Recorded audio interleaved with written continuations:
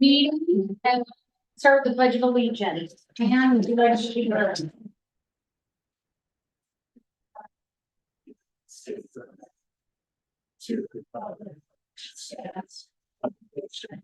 God, indivisible, with liberty and justice for all. All right. We will move directly into the consent agenda. I'm asking for a motion to approve the consent agenda that includes regular session minutes of May 14th, 2024, closed session minutes of May 14th, 2024, student travel requests, employee travel requests out of the country, Japan and Slovenia, PBS summary report, early learning plan, PCEA LPA agreement, HB 413 student mental health amendment, ECRA contract approval, Hughes priorities contract, trailside design build contract, personnel information, May 2024 check register, and board revenues and expenditures, May 2024. I'll make a motion to accept the consent agenda as read. Second. Great, any discussion? All right. Now, we have regular session minutes of May 14th. Right, we'll go straight into the retiree resolution. Because the retiree resolution, you have. We have two retirees this year. Donna Hall, who's been a longtime math teacher here in the district, and Patricia Munez, who's been a longtime teacher at Eckerd Hill for our MLS students. So they're not here tonight, but we definitely want to present them a resolution that acknowledges their years of service. And we will mail that to them so that they have it. And we did have a nice retirement recognition that honored each of them at their own schools. Great, awesome, thank you. All right, we're gonna go into monthly reports. We do not have our student rep because it's summer. And Mike, do you want to start for us? Or should we go into employee reports? Employee group reports, who do we have? Craig's got the PCSD report. Okay, hi Craig. Hi.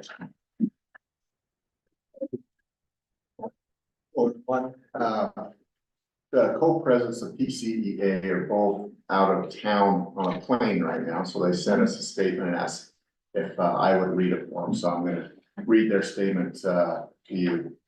PCEA says this: PCEA would like to thank Dr. Gaudet and Craig Jensen for their work with us on the licensed professional agreement. There were a few changes made that will benefit everyone, and we appreciate the ability to work together. The LPA has been officially voted upon and approved by PCEA membership. We'd also like to thank Randy Upton for his work in the PTO payout pilot program. Appreciate the board coming back to the table on that discussion. Thank you for fulfilling that part of the license compensation agreement left over from 2023. We look forward to continuing to work together as we finish up this year, take a break and come back in August. Have a great summer. Great, thank you. All right. Okay. Any other important points? No. All right, we could, well, who would like to come up first? We go first. Yeah. You didn't even get a say in that one. Stacy is. Good afternoon, this is the board operations update for the 18th of June, 2024. The buildings and grounds department has construction and it continues on time and on budget at all 6 locations. We have over $4 million in summer capital outlay projects underway. You may have included seeing the lot here. Just got striped today. A lot of lot repair, concrete repair, boilers at the Park City High School are also underway there. Ops and Finance spoke with Studio Crossing developers, who are the folks, the Crandalls, who are putting in the housing complex just east of the studio, the movie studio, and talked to them about the possibility of securing some workforce housing there. So we're going to enter into additional talks with them about that. Recruiting is underway for new custodians at Napoleon and Jeremy. They're required by new pre-K community spaces. And work continues for the temporary rewrite of the interlocal agreement between the school district based in Rack and Park City Municipal. And so that's well underway. We're making good progress there. MHTN is here tonight to present the final master athletic facility plan and discuss the Park City High School Teen Center. So we'll talk to them in a few minutes. Transportation, summer school started yesterday and we filled our summer today. I'm sorry. Yesterday was- So we filled our summer school driving slots. We did secure $400,000 for 2 electric buses. Those electric buses cost $520,000 a piece though. And so, and they take about 10 months of lead time to get to us. So we're putting them on order for summer 2025 delivery next summer about this time. And there's also a second grant that we'll be able to apply for that'll help us shore up the financial shortfall, along with an infrastructure grant that we applied to Rocky Mountain Power, which we secured a couple of years ago. We didn't have electric buses at the time. So we will apply for the Utah Department of Air Quality and DW settlement for additional grant dollars for buses to address the funding shortfall. And like I said, Rocky Mountain Power grant. Child nutrition services, we're doing with 2 versus 3 staff members this summer for summer school. John reports that all staff members intend to come back in the fall, and the new collective bargaining agreement is having a positive impact on retention. Human resources, Craig's in the middle of hiring season, full swing, and he's updated canvas modules that the different directors are responsible for that will ultimately train our workforce when we start working on that this summer and fall. Security, I'm working with the new security chief to coordinate school security assessments. Building emergency plans and signage will be refreshed over the summer.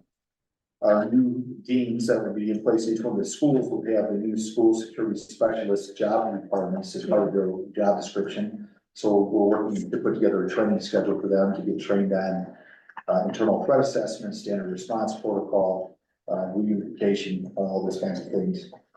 And that'll start as soon as the new school year begins. And that's all I have, short update for you tonight.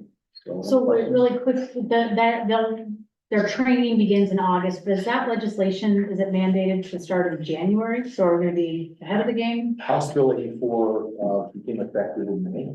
Right, And so it's in for effect. requiring for the beginning of next year. Right, so we have school security specialists in each one of the schools. Yeah, They changed the rules on it, so we can't have principals. be that, people who right, are- right. And so all our elementary schools, the principals are serving that capacity, so we're switching now. right. And so we're looking for a group to switch them to, and since we're getting new deans, no one responsible for discipline, we thought this would be a natural offshoot. I see, okay, To be trained, so, we're tossing on a few training dates beginning of August to try to get them checked out, and then there's 3 training protocols, which will take probably about a day and a half for the classroom there. so are we adding any SROs?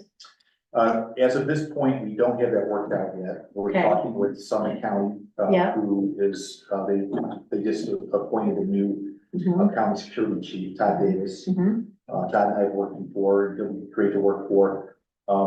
They're scrambling, as is all the other counties trying to figure out how to do this. And Yeah. so, we do have money set aside through House Bill 61 for, 1 SRO for 1 year. We're hoping to split One that. additional SRO, Right, Yeah. we're hoping to split that to make that 2 years with Summit County.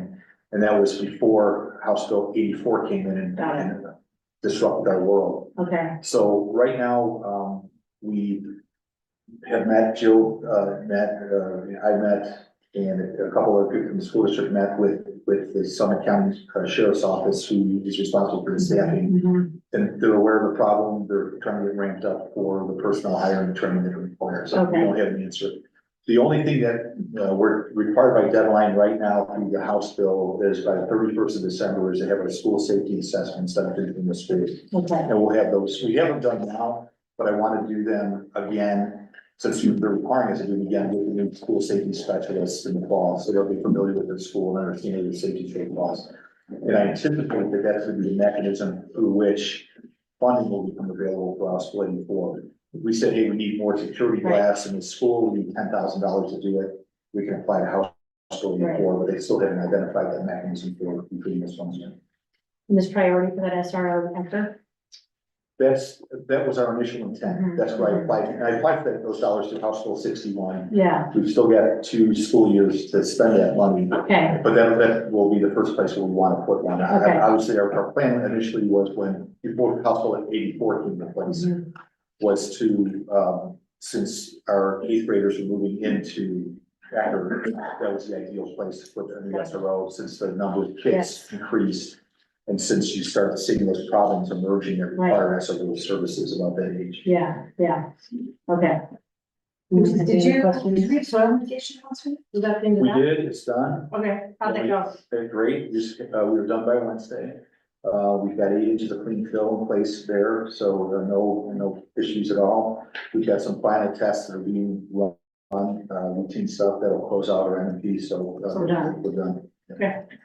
Thank you. Maybe not a question, maybe more of a request. We don't have buttons on this right now, but I know every month we say we're on time and on budget on the construction. I would be interested to understand changes in scope from when we started. A product of this side, on time, in scope, and in budget would be miraculous. So I'd love to. Well, there is no change in scope. No. There is not. There's been no changes in timeline, no changes in what we said we deliver, no changes in anything when we started. Well, there has been a change in the timeline, and there was a change because there was a delay in the permitting. Once we got that permitting worked out and the new timelines established, there was not been any changes in the timeline. Okay. Yeah, videos on And if that's not that's online, that we can see on the home It page is. of the website, Mhm. right, so we can jump in and check it. And do you update that if there were to be a change? We do, we get a report every week, JD produces a report, Colton posts it, I archive it, and so we have a history of those. Yeah. All right, thank you, Mike. Yeah. Appreciate it. All right, Stacy.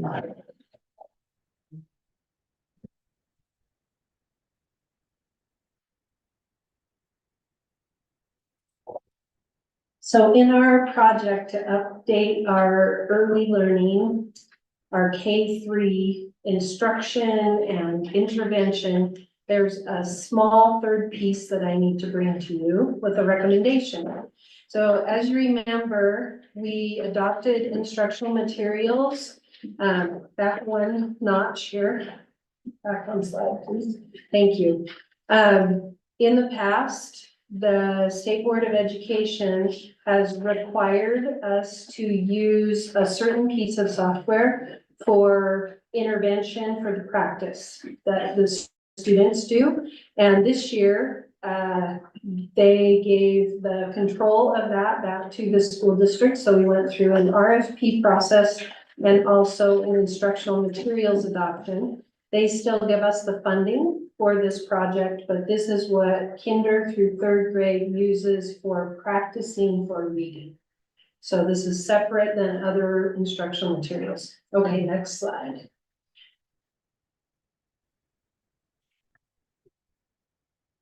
We, as we mentioned, we want to always stay in line with our strategic pillars and goals. So when we convened our stakeholder committee, we still included our parents.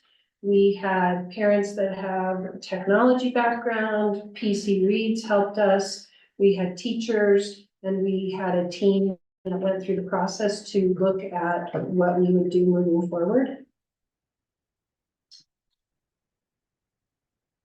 We are looking for best practices in reading instruction. We want reading improvement for all students and high quality results from our core instruction.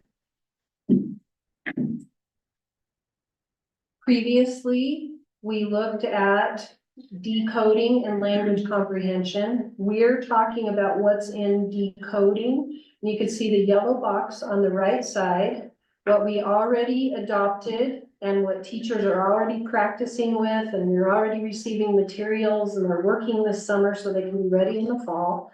But the yellow box on the right side, we needed the software practice piece.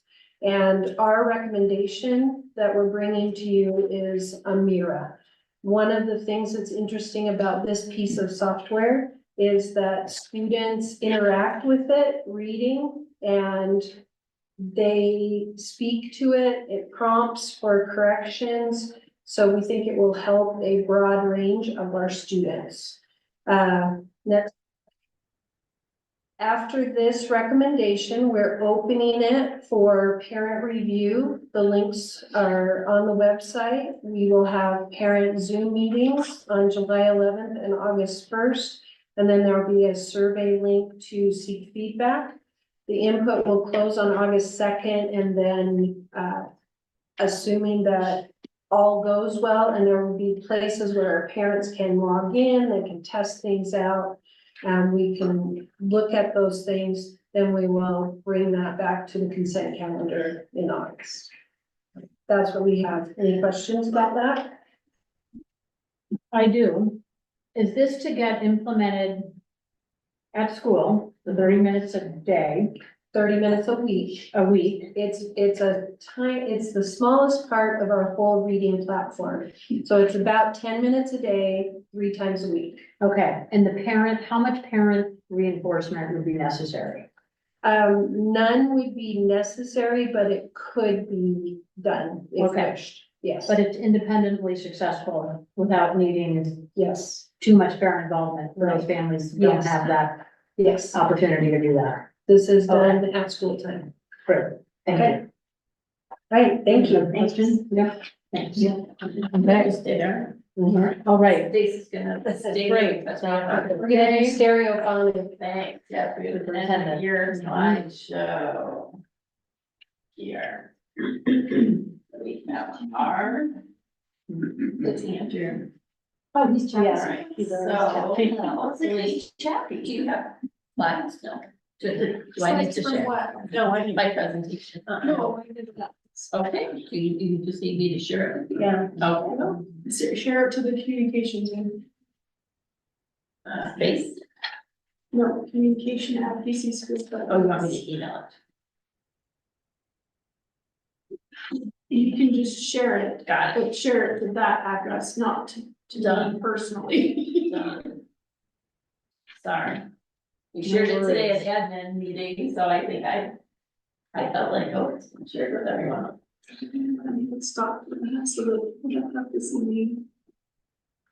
All right, and then you have to see the cover slide because there's beautiful pictures that will take throughout the year. Thank you, Tricia, sorry. We pause it. Sure. Sure. I thought it was a little- Well, somebody back there's expanding themselves and correct that one too. They're all help. I enjoyed one. I was literally. It was 40 degrees.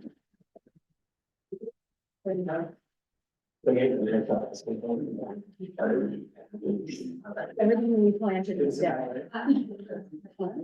Everything we planted is dead. The kids gave me a couple plants for Father's Day. It's like, wow, that worked out.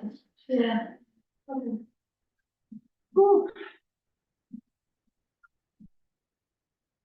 Okay. This one, perfect.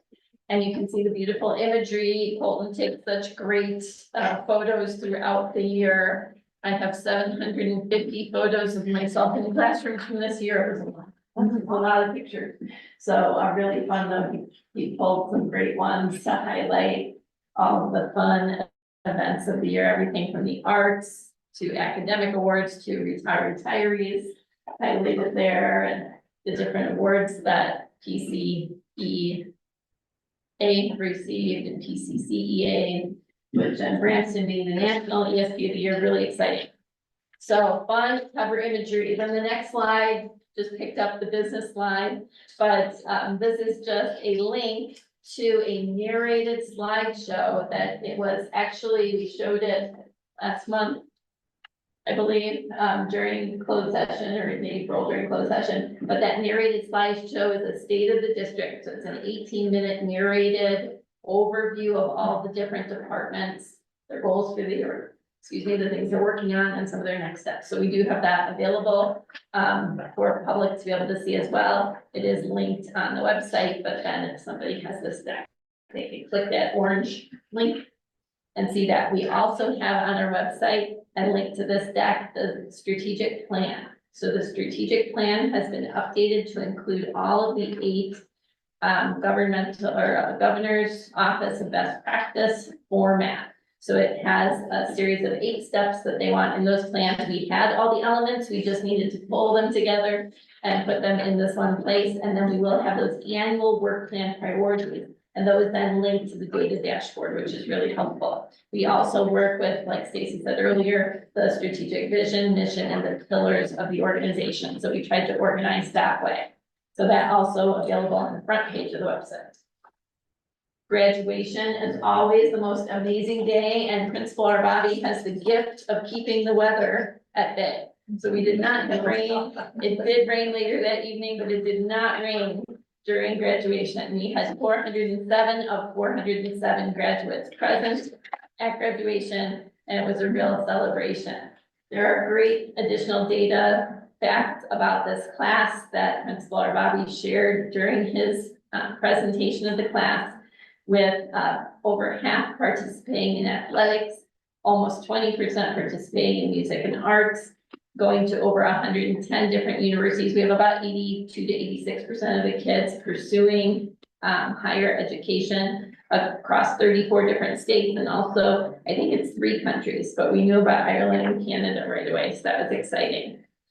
We do have some kids taking a gap year. We have others going straight to military. We had over 100 students earn their seal of biliteracy, which is really exciting, meaning that they are fluent in multiple languages, and that speaks to the DLI program. We had several points of pride this year, and we do have, again, another link where you can go and look at more of those awards and recognitions and accolades in detail. But we had them across all areas, including a lot of teacher and student success awards and recognitions throughout the year. And I actually even am missing a few on the slide, so kind of interesting. We had the great PCEF Excellent Educator Awards. Those are really fun. We travel around to each of the schools and capture those moments. And Leanne Rocky will represent us at the state level for Teacher of the Year this year. There were some images from that day where there were all kinds of different, cake and flowers and kids involved, and really a lot of fun. So it's a highlight in May. The academic system, we are in the middle of our 5-year plan, where we really look at having each of the schools. You see all their different logos there in a student generated logo or image. We try to update this. What does it mean to reach the summit? All of the kids going to the high school, everything leads up to their learning experience and kind of that transformation. So really exciting work aligned to the strategic plan. As you all know, because we've been working on this for a couple of years, working on the mission and vision alignment, bringing in the Educational Equity Policy 1006, and having the Inspiring and Supporting All Students Committee. The annual report is linked there in orange. That's been presented to the board as well a couple of months ago, but you've got this all in one place this way to look at for the year. The goal areas were accomplished this year, and our next steps for 24 and 25 for that committee include orientation and onboarding, because there is a natural progression of people on and off the committee. And we do have students serving on that committee as well. An alignment of our administrative procedures and really implementing those. And then the data monitoring and evaluation.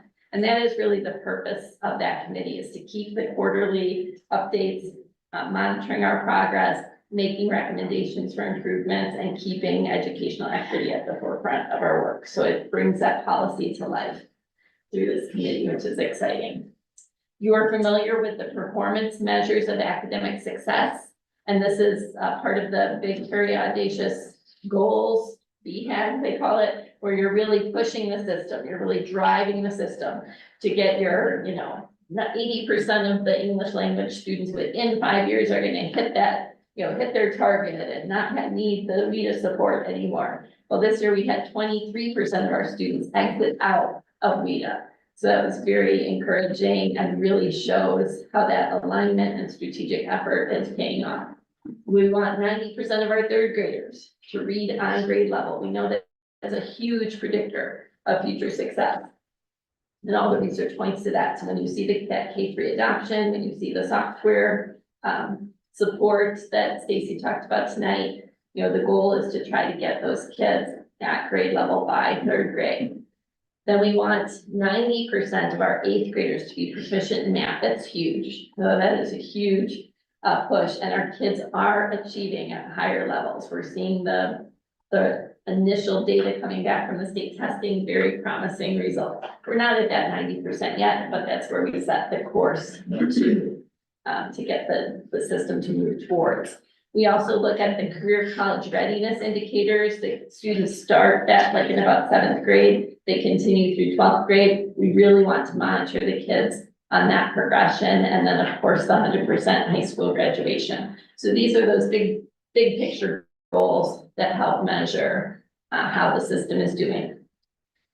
We are in secondary redesign with all the building going on, which you're kind of seeing when you drive by each of the schools. We've got the elementary schools, Jeremy and Nicolin. You will be signing off on the occupancy permits tonight, which is really exciting. So we're getting furniture delivered to one of the schools next week, and then the other school a week later. So we will be ready for that preschool expansion. The high school in Eckertville have over 50 people working at each site each day. So they're continuing to push forward. So we have next year to take those secondary redesign principles that the committees came up with and now work on implementation teams. So last year we talked about how to organize the adults, our teaching and learning pathways, how kids were going to progress through the system, and designing with students at the center. This year, we're in phase 2. So we've accomplished a lot during the year. And then next year, the realignment leadership team reviews and confirms any necessary action steps. So these are the tactical steps to make sure realignment goes smoothly. We're not recommending changing the school start times right now. We want to see what the traffic patterns do when we have 300 more kids at Ecker and 300 more kids at the high school versus at Treasure. You know, so we're going to see how that all flows before we change everything. We thought changing everything at the same time is probably not the wisest step, but we're certainly open, you know, to looking at all of the start time implications. We all know about sleep, but we also know about athletic travel, you know, so there's always kind of that balance in setting those things. But all those kinds of tactical things, how are we going to smoothly transition the 5th to 6th grade, which we're pretty good at, but you know, reviewing that. How are we going to make sure 8th grade is a special year for the kids who are at Eckertville now a 3rd year? What are the leadership experiences they might have? What are the special trips they might take? What, you know, field trips, you know, what kinds of things can we do to really round out the elementary program of instruction? And the teachers are coming together to brainstorm those things. The teams meet monthly, and people are all charged with different areas that they're interested in, everything from advisory to counseling to scheduling. And so lots of people involved in making this transition go as smooth as possible. Also at the high school level, thinking about the 9th grade, what does 4-year comprehensive high school look like? What does that scheduling look like? We are so excited that those 256 plus courses at the high school are now broadly available for 9th grade as well. So we're really excited about that, not having to leave campus to have that experience. Next, we'll look at some department updates. And I'm not going to go over everything that Mr. Tanner has already talked about with you, because that would be silly to repeat it. But you know, we do have the information I've kind of shared about. Tonight you're going to hear more about the master plan. We talked a little bit already about soil removal, but you can see each of his areas has had accomplishments.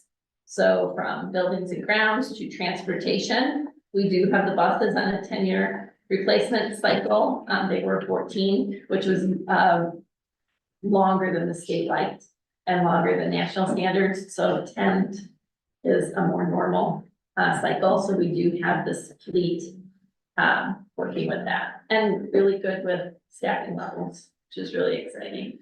Child Nutrition Services you heard about tonight had a very successful USDA audit of the National School Lunch Program. That's important. The walk-in freezers are helping us bring in more materials to be able to do scratch cooking. It's exciting. Security you hear about all the time. I always love when security vendors contact us because I'm able to say, how did you talk to Mr. Tanner? And usually he's able to teach them, you know, the kinds of things we've been doing the past 6 years. And people walk away pretty impressed.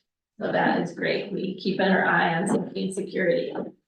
From a human resources lens, we did have a very lengthy district job study. It was not just our district, it was regional. So it did take a long time. It took all of the districts in Summit County and compared and analyzed all the different job roles. The market study was within the education field, but also our community, some of the market rates that we're competing with.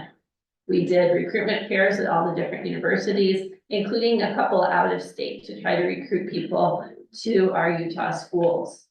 As you know, we have our Title IX coordinator, and that part of our OCR progress of that whole area was validated by OCR in our first progress monitoring report from them, which we received this month. So that was exciting. And we've worked with the Joint Evaluation Committee, which you heard about from Craig. So we have a new teacher evaluation system for next year. From business services, I won't speak for Randy, but the budget book is beautiful. It's 150 pages. It's a huge project every year to publish a book of that magnitude. But if you really do take the time to read it, it aligns our priorities with where we're putting our resources. So it's a really great visual and description of where our budget is. And you're going to hear more about the budget details tonight from Randy. Doing lots of cross training. We're doing lots of modernization and using our system to the best efficiency. So new look at Munis and how that works. From a tech and assessment lens, there are many, many projects that cross, as you might imagine, you know, into the technology realm, everything from updated filters, updated intercom systems with the new addition, working with fine arts to try to plan out how we're going to improve sound systems. I know Edward Hills really needs that in their auditorium as well. Lots of RFPs throughout the year for those services that connect assessment and technology. And then our CIO also runs the assessment system for state testing, making sure it all works on the iPads. All the AP tests are going to computer-based. So lots of groundwork for all of that. For student services, I know Dr. Carolyn is here, I believe, but that is a really busy area, just the way Mike oversees 5 different areas. Student services is similar, oversees the counselors, the school nurses, our MTSS 504 team, which today at our admin meeting, Amy Campbell, who is that role, talked about really trying to get the behavioral MTSS to also align, just like we have the academic system, we need the behavioral system, and she says it keeps improving, you know, so that is great. So we've got lots of people working in the same direction to make these things happen system-wide. Carolyn also oversees community ed. We have had, I don't remember the exact number, but I want to say it's, there we go, over 1,800 students come and join the Compass classes, which is really fun. They've had great success with teaching English to adult learners. They've had GED students successfully complete diploma, which is exciting. And we have over 300 students signed up in summer school, and summer school will run through July 26th. So just about the end of July there. It's going to be here in a blink. Carolyn also. Sorry, are all of those 1,800 students local? Yes, yeah, but they may take multiple classes, right? They may take multiple classes. So in the fall, you might take, you know, being a magician, and in the spring, you might take learning Spanish, or you might take aerobics or yoga, you know, or teach training your dog. You know, so a family might take advantage of several courses that are offered. Just so I'm clear, so that's 1,852 classes, or it's 1,852 individual students that may take multiple classes? Yeah, and they're not all Park City School District. They can just live in Park City, so they might not come to be in our district, but they can still come to this class, because they're community classes. So what, second homeowners or people? Would that be? Some of that, Waterford. yeah. From Walker. Homeschooled there. Yeah. So it's Homeschool. So can you- phenomenal. Schools. Amazing. So community ed is a whole other division. Yes. So it's a tax line, it's a recreation tax, so in some states it would be called like a park district recreation center, but in Utah, it's part of the school system. Amazing for the size of the community. It is very exciting, and it keeps growing, and they're really proud of, you know, what they're accomplishing, so it's great.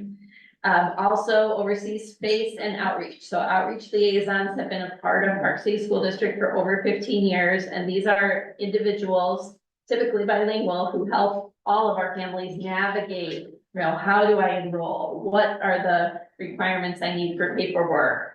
How does my child who came mid-year sign up for soccer? Can they still be a part of tryouts for a high school team? So these people really help navigate new families to the system, but also existing families. If there are questions, the outreach liaisons are a great forward-facing member of the school family, and then really bring the community in. So FACE team works with communication system, outreach works with, you know, how can we ensure all of our families are getting access to the supports they need.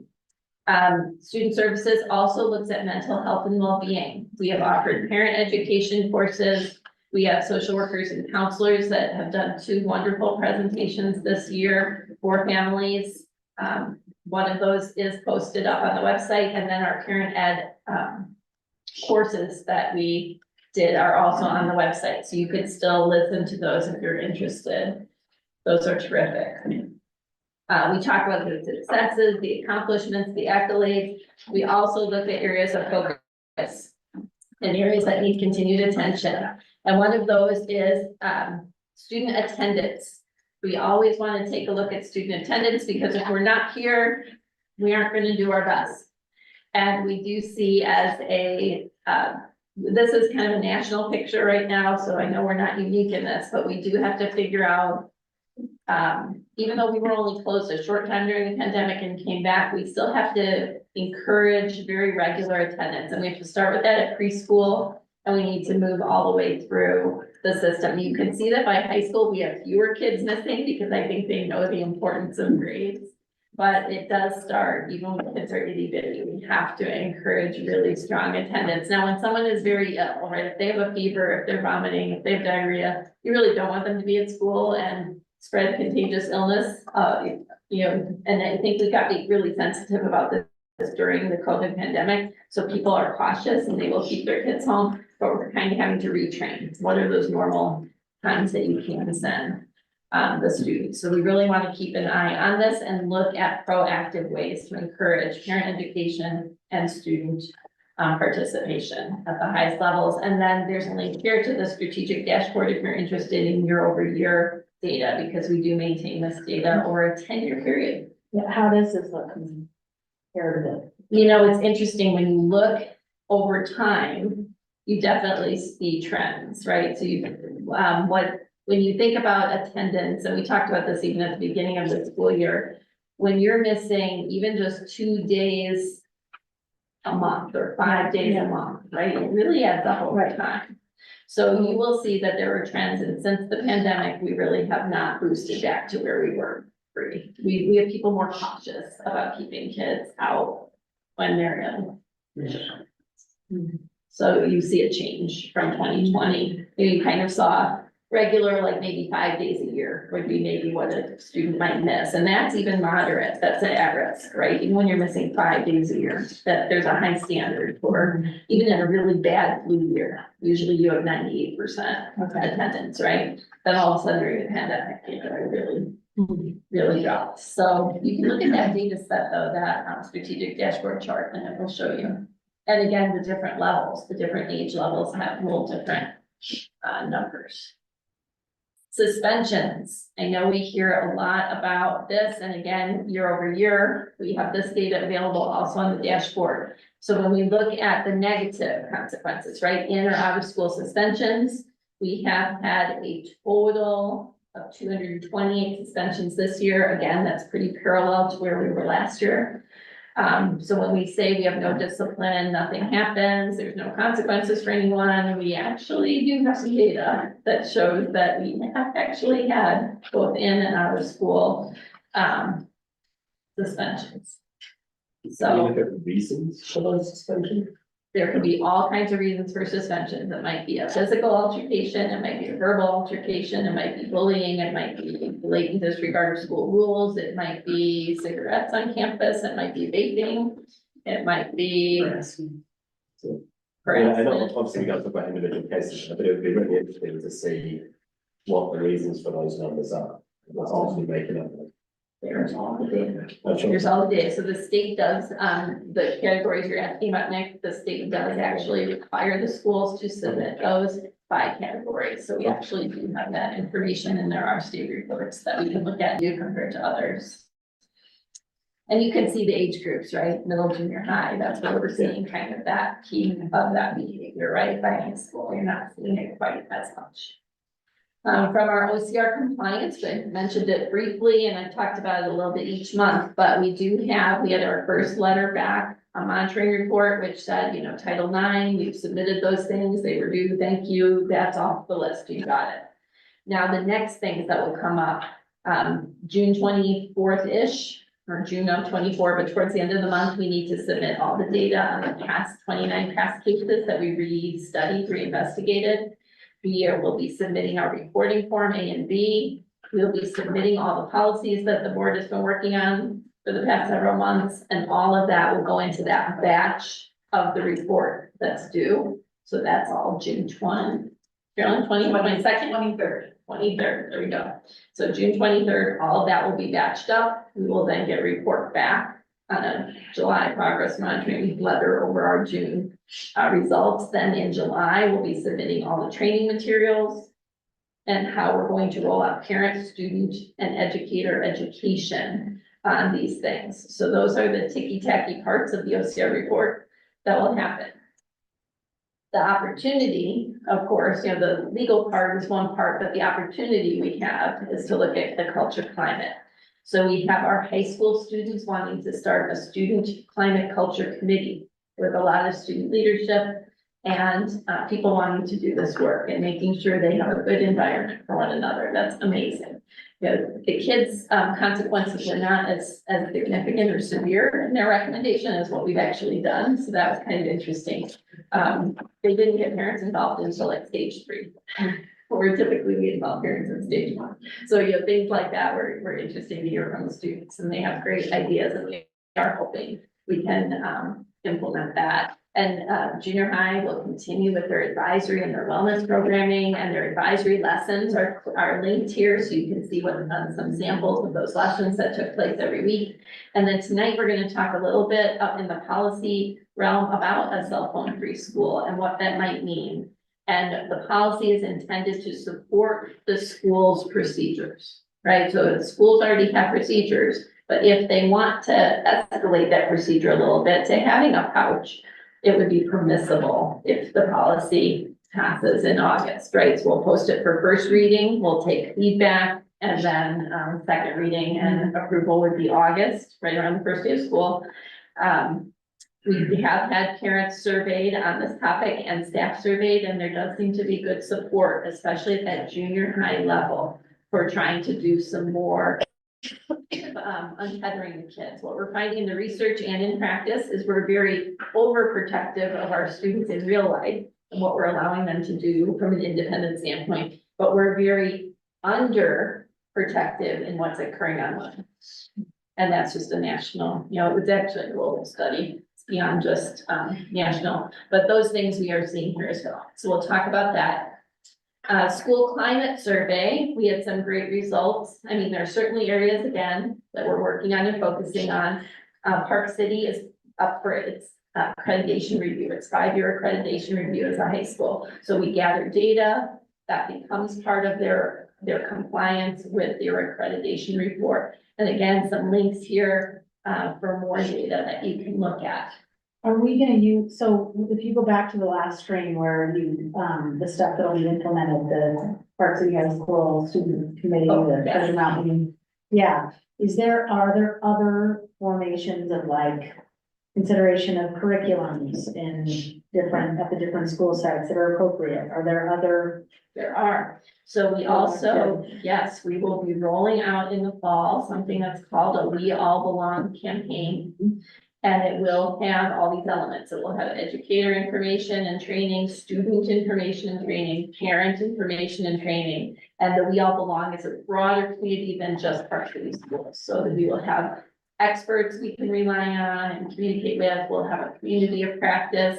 And this will help bolster that. We are also partnered, as you know, with WEAC. I talked about that last month, and WEAC will also be providing us another external set of eyes, resources, have a great website with a lot of different materials and things. And they will help to inform that ongoing education and training, especially at the different levels, because one of the requirements is like explaining to a third grader what harassment and discrimination is. That's different than a 12th grader, right? So helping us to really make sure that we're hitting. And then the next training again, sorry, the difference between those, like the feeling safe and then the last 58%. So we have a perception issue, we would say, or, I mean, if 88% of the students are feeling safe and welcome, and then 58% that Right. look, observe that others don't. What is, that's 30% difference. Mhm. What are we gonna do about that? Exactly, right? So that's what the high school works on this, we work on this, we look at what are the elements that inform this or have people feel this way. And again, this is another thing we're noticing a shift since 2020 when you look at some of this data, right? So you're right, that's significant, right? Mhm. Do you have any comparative data in terms of what that looks like in other schools and other districts across the country? We do. We do, and again, district dashboard, I know I don't wanna click a live link probably during the meeting, I'm gonna have trouble getting back to it, but Yeah. there is 10-year, like you can look at 10 years of data that we have, and so you're able to see what things are a little bit of change, what things are dramatic change. And again, a different world event, a local event, a statewide event causes some of these numbers to shift because it's what the kids are surrounded by. So if there is a school shooting, you do all of a sudden see physical safety, we're worried. If you hear about a fight, all of a sudden physical safety, you're worried.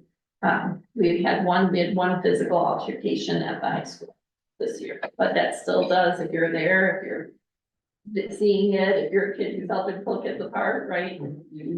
You internalize something, right? Be great if we could see, maybe in August or whatever, some ideas that are going to try and, especially that last one, yeah, I'd love to see concrete ideas. Well, even the 12%, that's a lot of students who don't feel safe. So again, we showed this at the beginning of the year, we're gonna continue showing it, right? What does it mean to be a bully-free zone or a no bully zone? What, words matter? When I do look at some of, now that we have the enterprise system, we can kind of see the reports. Some of the words that kids use are unkind and unnice and not nice, and we don't want to hear these kinds of words. And when we talk with parents, they say, we don't speak this way at home. So we gotta figure out, right, the social impact of what kids are hearing, seeing, and then sharing. A lot of it is shared on the social media platforms. It is shared in texts. It's shared on Instagram. Yes, we definitely see that impact. It is real. Our goals, of course, we're going to move into, how do we create the conditions for student and staff success? And I want to show you just briefly with Stacey's help, some of the different elements from the early testing results that we're seeing and how some of the schools have put together these snapshots. So we'll highlight Jeremy first. Okay, so the 3 columns that you'll see on each of the slides that highlights the schools are from their school improvement plan. So you saw those over a year ago. But if you look on the bottom there, you can see some RISE. That's the test that's given K-8. And if you look on the far right column, there is a 9% school-wide increase in ELA end of level. Proficiency, a 6% increase in math end of level, and a 5% increase in science in Jeremy. So real reasons to celebrate there.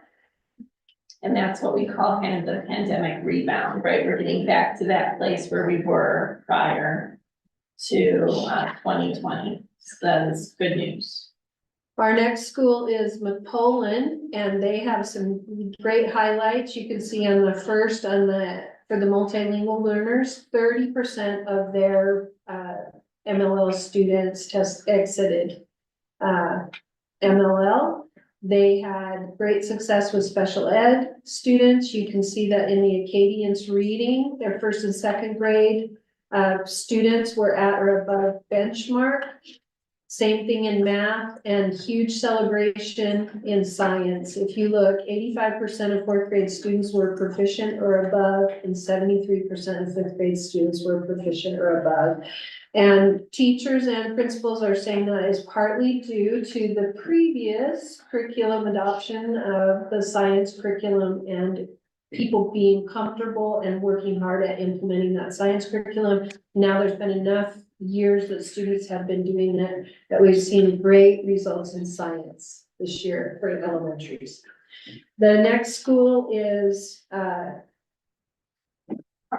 Carly's, and their principal is so excited, she just put lots and lots of stuff on here.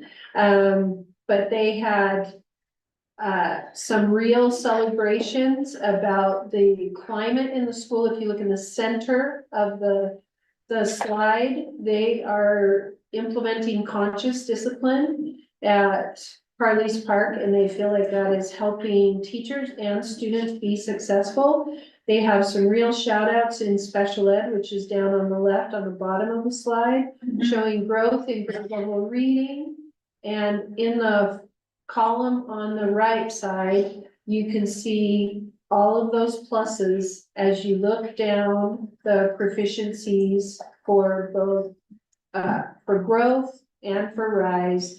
And they also have down in fifth grade rise, second to last number on that slide, 87% proficiency, which is a 16% growth from that fifth grade group from where they were in fourth grade. Wow. So very positive and strong results there. Sorry, can we? Yes. Can we go back to that? Mhm. I just want to make sure I understand what you just said. So that's year on year, like 15%, we're saying we've seen a 15% rise for the fifth graders. From where they They were in fourth grade. in fourth Okay. grade. Yes, and we're starting to, when we come to you in the fall, we're gonna build the numbers so you can watch the cohort growth over time. Not just where is fifth grade right now, but where were they as fourth grade, where are they now as fifth grade? So basically the same people are catching up. Yes. And getting ahead. Yeah. And then you'll see there was that orange link. So again, if you're in that PowerPoint and you so desire, you can see Kim's celebration PowerPoint that she shared with her staff with all this data. So that was great that she was willing to share that with us. So at Trailside, you can see, look at their fifth grade rise score on the right side, 91% proficient. Just some great results and becoming so inclusive of reaching toward that goal of having every single student. And they, at the bottom on that column, you can see that 25% of their multilingual learners, 8 of their 32, so these are still in elementary, and they exited for multilingual learners, which is one of the reasons why we're really emphasizing that those students are with us all the time now in our regular classrooms, so we need to make sure that we help them continue to move forward. Okay, moving to the secondary schools, Ecker has some great results to report about proficiency. If you look at the colored bars there, you can see that math increase in proficiency went up to 51%, science to 67.5%, and their English language arts up to 62.9%. And they also nearly doubled the amount of students who previously were exiting for multilingual learners. So they had 17 of their 72 exited this year. At Treasure Mountain, you can see that their highlights are listed there. They had 20 of their multilingual students exit. They increased their 8th grade proficiency scores on the RISE exam, and 80% of the 9th grade students are on target for the ACT benchmark based on their Aspire exam. And they also implemented during this entire year weekly advisory lessons on eliminating hate speech, and their campaign is called Enough. So they've been really trying to work with our critical populations and our students at critical ages to promote positive interactions and positive speech. At the Learning Center, you can see that they had 35 graduates and 80% of them are continuing on to a 2 or 4 year college, military or tech program. And one of their big whoops was 100% of their seniors graduated on time for the first time. And they also worked with their PBIS program and their special ed transition program. At the high school, you saw some of this data before with the 407 graduates, 85% going on to 2 or 4 year college, but 66% of first generation students are going to college at a variety of 110 different universities. And then you can see that their third one there, 100% of seniors graduated on time for the first time. And what that means is seniors in June, we didn't miss anybody who could have walked. They're not finishing over the summer. There are not seniors in summer school trying to finish. What was that number last year? I remember we talked about this, but obviously it wasn't 100, but it was. Every year we have around 10 students that don't finish, 10 to 20 students. I mean, it's always a mad dash to that last Correct. day, that we have, the students in the state of Utah have until October to finish all their credits, so they don't count as a dropout. But this year, with all the work that we did ahead of time, we were very glad with it on time. Fantastic. You already know about some of the next ones about the first generation students, the AP Platinum Award.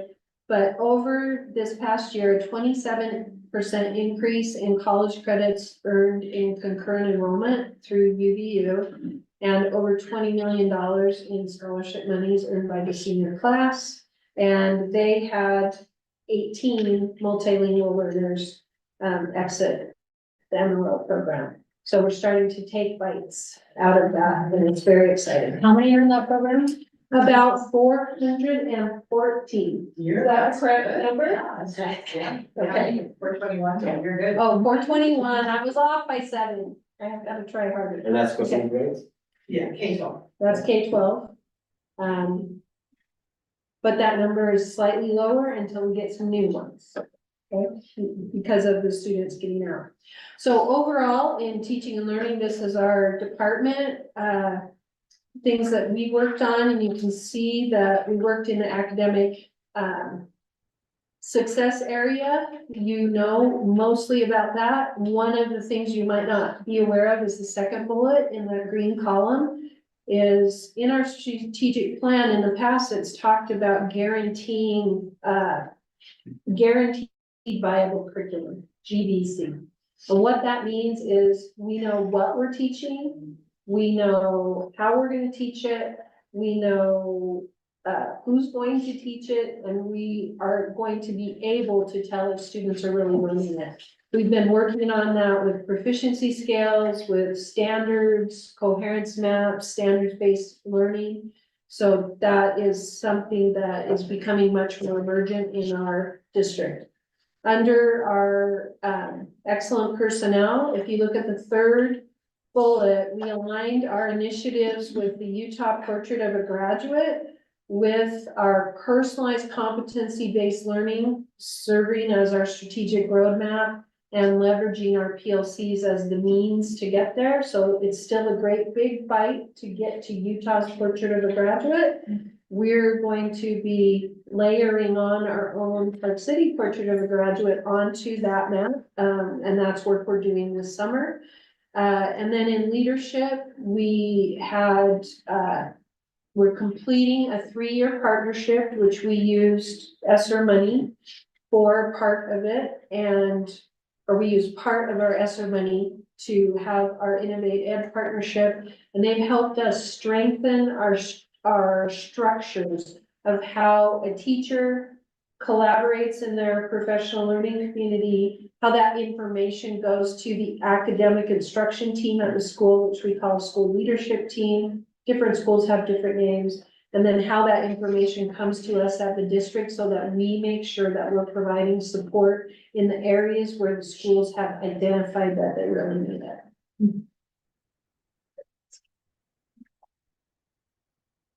it. Awesome. Special education had an amazing year. I mentioned the 24 of our 27 graduating seniors with mild and moderate disabilities are attending higher ed. And there was a wonderful highlight in the special ed newsletter with images of the kids that went out to families, which was exciting.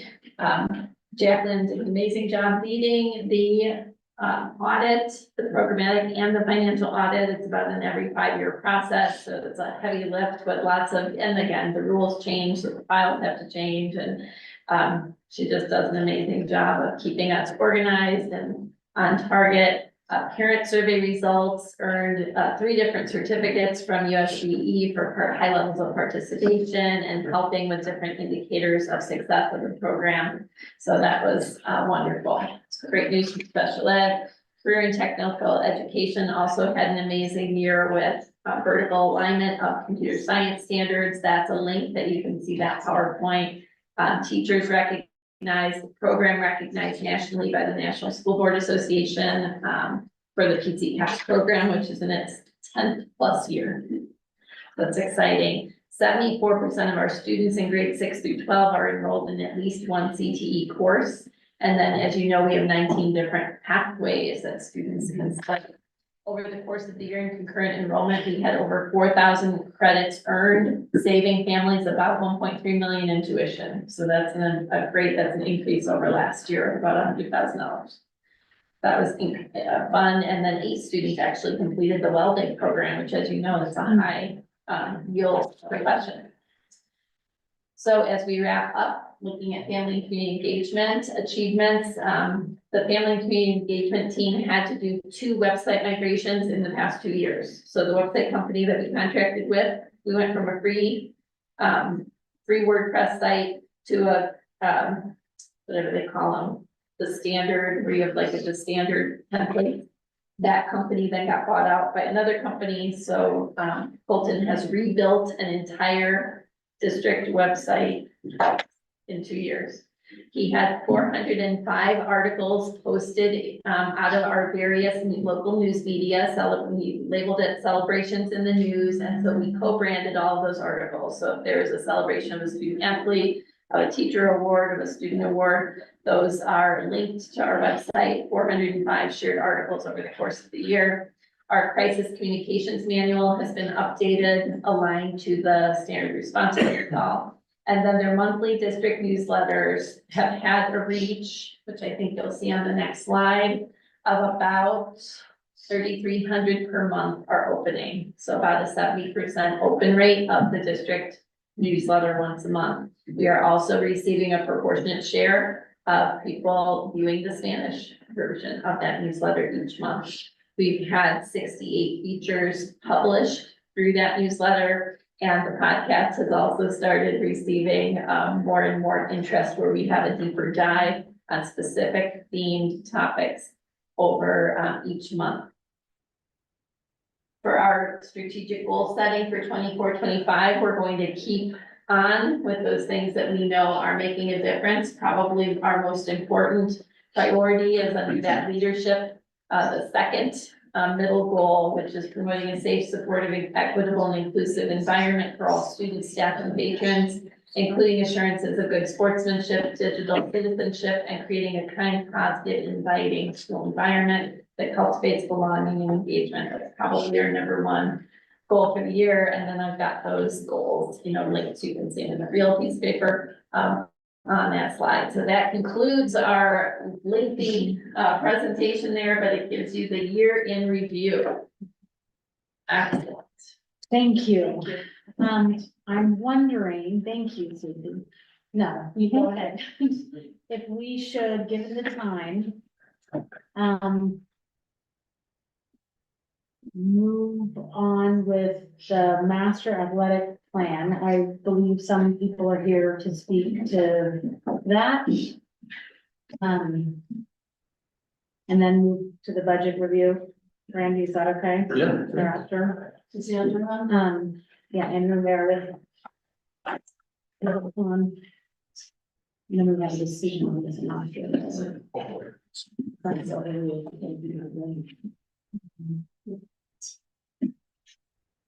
Okay. Okay, great, Hi. welcome. How are you all? Good, how are It's you? good to see everyone again. Yeah. Just a refresher, Scott Later with MHT Athletics. Been involved with the district for a number of years, all the way back to the original master plan, helping with the additions to Eckerd Hill and also the Parks and High School. So I'm trying to remember Mike has been, probably the end of last year, we were brought on to help with the athletic master plan. Superintendent and Mike both have the full document, so you could, that is accessible, and what we're giving you here is a snapshot, some key slides from that information. We did present, I think, a couple months ago, and so a lot of that information is very similar. We also been asked to present a little bit more detail about the Treasure Mountain Sports Complex, or whatever the branding will be of that piece, that could be a potential first phase of the project. So as a refresher, our process was holistic in the sense that we did a lot of surveying, we walked a lot of the buildings and spaces, we met with Todd and Mike and the athletic director, met with Roger a number of times to understand the needs of your facilities. That was taken into consideration of really fantastic environment where you've got Basin Rec, Park City Municipal that are partners at your table. They give you an opportunity to collaborate.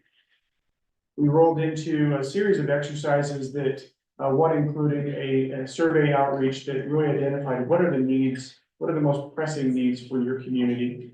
And this was given to key athletic figures and to coaches and parents that were involved. Consistently, what we heard is that things like Dozier Field and your current just athletic programs are very robust and strong. But what there are some lacks in is the access to field space and state-of-the-art facilities. We're falling behind a little bit in terms of the facility types and needs. And so what you'll see in the athletic master plan is specific targets that would put you back on par with some of those needs. In particular, field space came up a number of times. Obviously, you all know the weather is a factor in Park City. Even taking into consideration last year when your baseball team barely got on your fields. That was for sure one of the hot topics that we saw as a part of that master plan effort. We won't go too much into detail, but the report did identify 4 key drivers or project goals. Leveling the playing field, that means equity for all, addressing any Title IX issues that you may have across your campuses. For sure being student focused. As you look at those community partners, always remembering it's students first and student access first. The community centered and being multifunctional and diverse. Those are really broken out, and this is really hard to read, especially at the scale, but you can see that each of those goals and principles was identified into actionable items. And that could be a laundry list for the next 10 years, 15 years, however you want to frame the conversation. But it really becomes a checklist and a roadmap for you to identify the project. So we'll skip ahead to the meat and potatoes. Really, there were 3 scenarios focusing primarily on the Currents campus that were identified in this master plan. And what you'll find is that on the right-hand side, what we're calling in the report, the Treasure Mountain Sports Complex remains relatively the same. With the anticipated demolition of the middle school, that opens you up for a lot of field space. And you currently have a number of grass fields on here, on your Treasure Mountain site. There's space to do that plus some. And what you're seeing on the screen is an opportunity to add a new turf, baseball and softball field. And the potential of adding 2 additional turf, soccer, lacrosse, even football fields, practice fields if needed. There is a need to add tennis courts on campus. You currently do not have any tennis facilities located on the Currents campus, and that would be a great asset. Concept one is you shift, kind of looking from right to left, east to west, begins to identify a space that would be vacated by the current baseball and softball fields for a standalone field house. This would be an indoor practice facility, very comparable to some of the other districts, facilities that you're seeing pop up around the state right now. Roughly 40 to 50 yard by 50 yard, it could be as large as your budget affords. You've got plenty of space in that old vacated baseball, softball space. In this concept, we're also proposing a refresh of the gymnasium, the existing gymnasium space, addressing code compliance issues. Your locker rooms are kind of woefully out of date and not at ADA capacity right now. And then as you look at Dozier Field, that would remain as is, but relocating the concessions building, new team rooms to the north end zone area.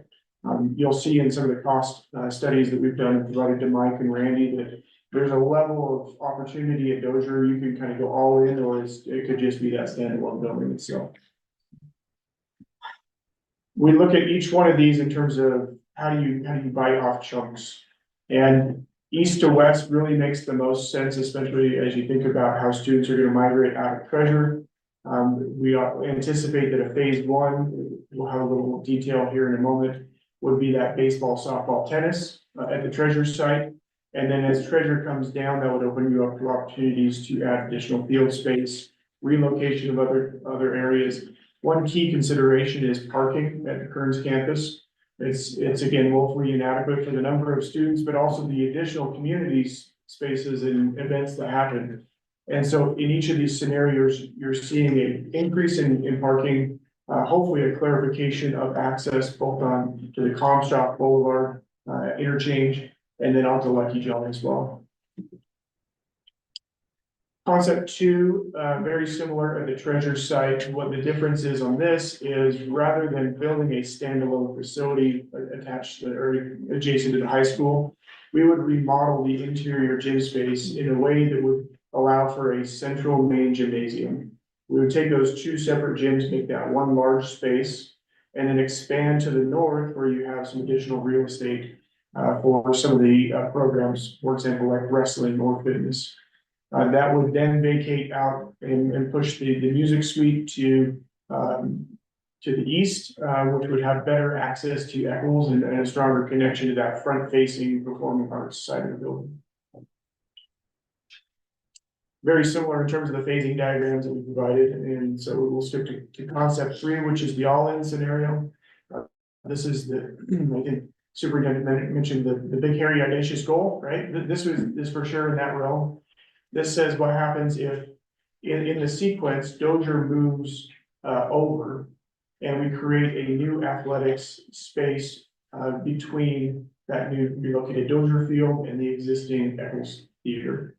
And that would include an enlarged field house space, new gymnasiums, creating a separate community entrance, secure community entrance. That would also allow for the repurposing of the existing gymnasium space as a new music, potential media center, library space within the heart of the building. The existing Dozier Field site would then be repurposed as more of a community park and additional parking spaces. Again, big, hairy, audacious goals, you know, there are options and kind of steps along the way. So we focus in directly to the Treasure Mountain Sports Complex, and again, that's just our name. Branding can happen at a later time. We are working with local partners, in this case, Field Turf, who provides a lot of your turf services. I believe you provided your Dozier Field. So they have done a preliminary layout. Everything fits fine. We have access off of creeks and setbacks, and I think everything it works perfect. So what you'd be seeing on that Treasure site is a new new baseball field and softball field with dugouts, concessions, press box in between. In this scenario, they're showing 6 tennis courts that could be accommodated in an 8 tennis court scenario as well. One of the questions that was relayed back from Mike Tanner was, could you do a multifunctional space on that Treasure site? And the answer is yes. And then I will immediately say you don't want to do that. So the reason is if you see that very small box in the corner there, part of the master plan was looking at your scheduling that occurs And there is a lot of overlap between particularly your baseball and softball events. And we have done studies for this. There are examples across the nation of a shared facility. And what that means is you're constantly moving in fence lines or grandstands or other elements that really impact not only the dollars you're spending on the maintenance, but just the usability of that space. You also end up with a very familiar thing that happens in basketball courts where you're overlapping lines with volleyball and basketball and pickleball and whatever things you're doing. And the line confusion can get a little bit hectic sometimes. Again, it for sure is an option. It does fit on that site if you wanted to consider it. Orientation of baseball and softball will distinctly change, which is not optimal. But you could fit a north to south field, kind of a soccer field size space with those flanking other areas. So, again, not a recommendation to do that, but we did want to provide that information. So to come back to the proposed scheme at the moment, the baseball and softball will be considered phase one of that project or of this work. Just in terms of rough order of magnitude, this is roughly a $7 million project. We're looking at turf fields for both spaces, a rehabilitation of the surrounding landscape zones, providing the dugout spaces and scoreboards and all the necessities to have those be a standalone. It's really light on the screen, but you can see the access road that runs currently along Treasure would be maintained in this space. We would just be on the opposite side, almost identical to what we have currently on site. Is there soil issues? I'll let Mike jump in a little bit. The plan right now is that we would remove that topsoil, that collapsible topsoil cap layer and build up from there. And so there would be no additional export of hot soils. Does that sound correct? Yeah, I mean, the soil, the area there is the EPA covenant zone. That doesn't restrict us from building, it restricts us from digging into soil and moving soil. So in the scenario that Scott describes, there would be no requirement for us to use soil outside. And as long as, and the other piece of this, we would roll in our environmental consultant, our to make sure that we're in compliance with the DEQ needs. And if there were crews working on the sites that were piercing that protected cap, that they would be briefed on what the property procedures are to manage the soils. Are there wetlands there? Sorry? Are there wetlands right along there? If you look at the map, you can see where the creek is along That's the right side. Is that the gray? The That, And there are setback requirements from that creek that we have to meet. But when Scott's study, we were able to meet those and still. And we do have flexibility in the center fence line of that baseball field where that goes, and so we could absolutely meet those setbacks. So Scott, is there any scenario where the current baseball field is turf? Right here, Yeah. absolutely. Yeah. You mean the one this side of Treasure, or you mean like the existing one by there? The one that they use right now? Yeah, in these scenarios, we would not be touching those existing fields currently. Okay. That could be your expansion space for a field house, or that could just be another community amenity that you've got 3 additional fields within the Kearns campus. But yeah, the turf fields, kind of the artificial turf would be on Treasure side, the natural grass fields would be on that existing location. So, follow up from that, why would we do it that way? I mean, if the turf field is what we need for our baseball and softball, but why wouldn't we just turf the existing fields? You could, and there is a relative, we pop that, a couple slides here.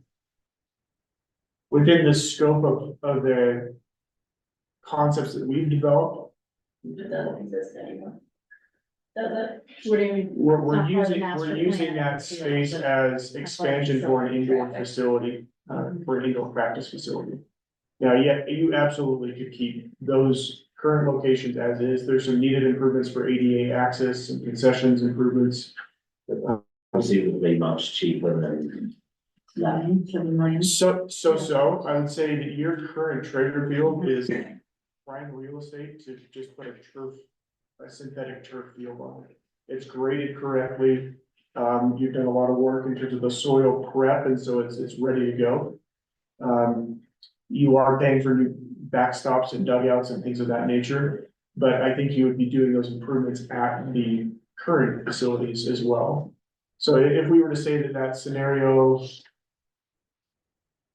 we were just looking at on the screen is the $7 million, and this is very, very rough, but you may be saving a couple $1 million by keeping it in its current location and making those fields turf. If those would eventually need to be Right. removed, so. Yeah, correct. Under these concepts. Under these concepts, now they're just playing kind of blue sky here, if you were to keep those fields where they're at. And then take the treasure facility and make that your indoor practice facility with additional just turf grass fields, you could absolutely do that too. And one of the scenarios we evaluated was looking at, could you preserve the gym of treasure? Locker rooms, kind of cafeteria space and make that an indoor facility. And then potentially supplement that on the south side, and yes, absolutely, you could do that. It really just it's the appetite for how much existing building you want to maintain versus new. Okay. I think online, Andrew or Meredith, do you have any questions? Yeah, hey, I do. This is Andrew. So my first question is, why would phase one be softball and baseball and not rectangular sports fields? From what we've heard from your team, that is the highest pressing need is baseball. You currently have a turf surface dozer that's being used by the other sports teams for soccer and football, and I've even seen them plowing that space in wintertime and using that for after hours. Right, but how many here? Let me phrase it another way. How many students at the high school play sports on a rectangular field versus a baseball diamond? Don't have that. I mean, we have 4 teams essentially we have our JV and varsity teams at the high school that play baseball, JV and softball and varsity.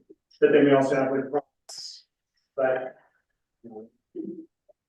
I don't have those numbers. Yeah, I mean, look, I would guess it's a multiple, right? I mean, like not even a close comparison. Right. And so that's my concern with this is that I think I understand the urgency of, oh, okay, we have some space and we could build some turf fields because we know that we need turf fields. But I think we don't, if I were to look at this through the lens of how many students do these dollars touch, there's no way that we can say that anywhere near the same number of students play varsity and JV softball and baseball than play the amount of demand we have for football, lacrosse, field hockey, any other sport that, boys and girls lacrosse, etc. We have so many kids that would even make up freshman teams that we're cutting kids from those sports because we don't have the practice space. So, I mean, I totally agree we need baseball facilities, but for $7 million as a phase one, I just don't understand why we're prioritizing 2 sports that are, very, very low in terms of relative participation. Yeah, I just got information about 120 kids that play baseball alone. There's 120 kids in the high school baseball program? There's 3 teams with 40 each. I just got a message from the coach. Who was involved in the feedback on this? Because I'm very conscious that we hear regularly from baseball parents, from baseball coaches, and I totally understand their reasons for wanting this. But I'm wondering what we've heard from people who aren't actively involved in the baseball program. Sure. a lot of the feedback was coming through your athletic director. And he was the clearinghouse. We did do that survey that went out to all coaches. So that was their opportunity to provide feedback. We could for sure go back and solicit additional feedback if that was necessary. And Andrew, to answer your question, you could absolutely put on this first phase rectangular fields. We could do a quick study of that and just see if it was a flip flop once Treasure comes down, if you pick up the baseball, softball, or if that just becomes 4 fields eventually. I'd love to see. Yeah, I mean, something- Sorry, go on.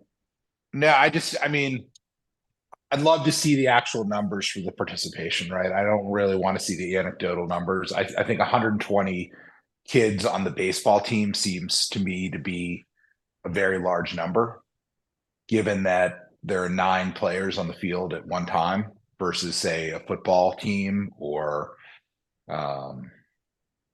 other sports. So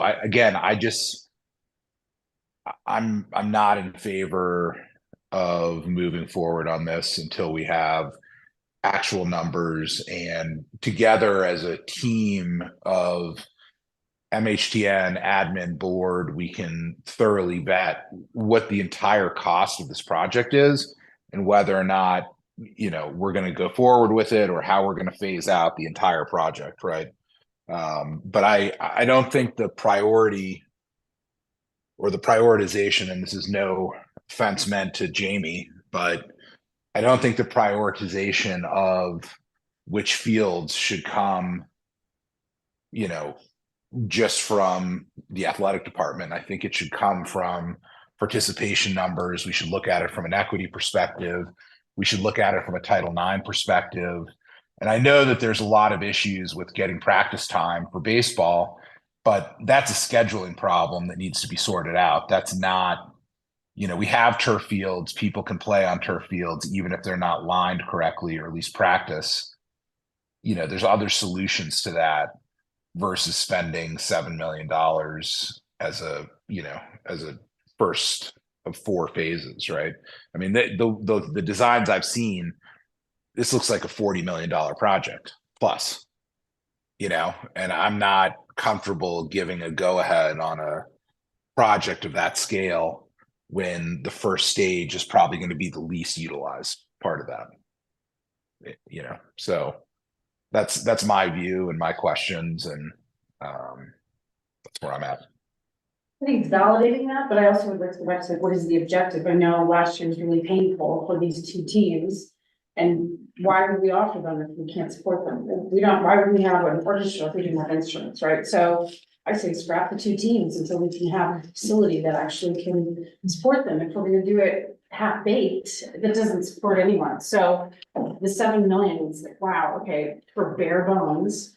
And it may not even be what we want long-term, right? It's just how to accommodate next year. But I agree with what Andrew's saying, is like, what do we really want? What do we need? How many kids participate? What's the ratio of a rectangle to, these diamonds? And then, and I know it's urgent. I know those kids really suffered last year and they were at a real disadvantage. So I say, why do we even offer it if you're not gonna let them play, kind of like a level thing? So, yeah. Or at least show some light at the end of the tunnel. Like, have we really thoroughly audited practice time and which teams are getting field space, and whether we're being Title IX compliant between women and men, and is girls lacrosse getting the same time as boys lacrosse, is softball getting the same time as baseball? And those are the types of complaints we're hearing. So let's do an audit and figure it out, and act on that information and participation numbers rather than anecdotal evidence. And I'm a fan of baseball. I'm not saying we shouldn't have fields, but it seems to me like we're starting this a bit backwards. I suggest we expand participation beyond just there's a finite number of this program, and I would venture to suggest that there are huge participation how we spend the best.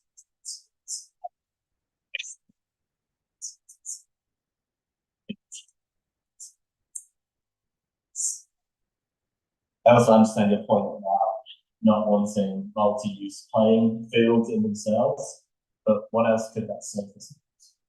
Are we really talking about something that's just used for baseball? Because then we're really talking about a number of kids that play baseball. One of the ongoing, one of the ongoing incidents. What's the point? At this point, this is a huge problem.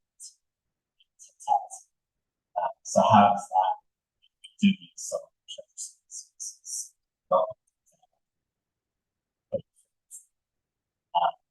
I guess one of the last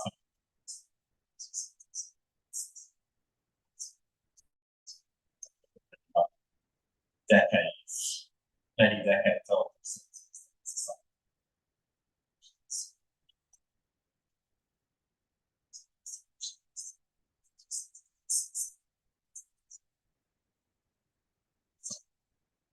Do you have any questions?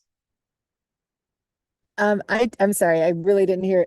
The sound was really bad for whatever Nick just said. I'm sorry, sir, if I'm repeating something, I apologize. Just I couldn't hear what he was saying. I also have questions about what would the cost be on using some of the existing Treasure building for that indoor training facility to retrofit that space, and maybe that would be more immediately useful to all of more of our players, all of our players as a practice facility. I'm curious about that. Can I just make a correction? Yeah. The 120 students we talked about, it's baseball and softball combined. Combined. So 40, Makes sense. and I talked about 40 varsity, Yeah. 40 JV. So it's not, there's no way that it can be Yeah. 40 kiddos. Andrew, did you hear that? So we're talking about 120 kids in With these two softball and baseball combined combined. for these two fields that we're talking about, 7,000. Okay. It's just really, Yeah, it was not So it's 120 kids for baseball and softball? Is that right? It's not a wonderful thing. I've been asking, like, I believe in sports facilities, but that's it.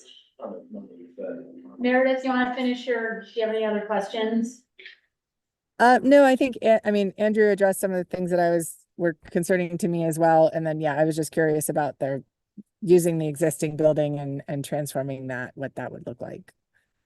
I think another big part of this is like, what are we doing with, I mean, I know we've had task forces and groups, but like a formal rollout of what's happening there. All right, so Because I still don't know what we're doing with treasure, are we keeping some of it, or are we that's taking what we all? sent out. I think this is where I'm Right. struggling, and I'm probably gonna be on the outside of this decision, but we sent out the survey. We did a lot of work to see what this community wanted. Speaking of knowing, and we all were aware of that, right? We were given the information about that. This area it came back as a priority for athletic facilities. We're now talking about how to do this and how to roll this out, right? And I see two issues that have kind of been highlighted by this. One, the current situation is not working for two sports teams. I think I'm thoughtful about making decisions based on how, I appreciate thinking about how many kids would use it, especially when you're evaluating a cost. But I want to be careful and thoughtful that we make a lot of decisions, not just because everybody's gonna do it. We add classes to different areas of school to help get kids who might not be interested, the majority of kids aren't maybe interested in dance or interested in other art or other things. And I think we often make decisions and priorities, and I don't think that's a bad thing. I'm not saying that automatically, I believe that $7 million price tag is, I understand the consideration, but I think making it based on just comparing numbers, I'm gonna be careful about that, because there's a lot of groups that are small, aren't majority, that we want to continue to support, right? We don't want to only offer things that the majority of the kids do. There'd be a lot of kids left out if we did that. A lot of kids. So I think what we're hearing, and just as this, so as we decide on whether the easy fix, and we had no money, we had all the money in the world, throwing in 2 fields, adding more turf fields for other sports, that would be the dream. We obviously don't have that. We have options. I think we fell short of serving our baseball and softball teams. And we have for the last few years. I think we've fallen short significantly in some regard. When you read some of these numbers, classes missed, all the stuff, and we talk about attendance as a priority, and we talk about academic success and opportunity.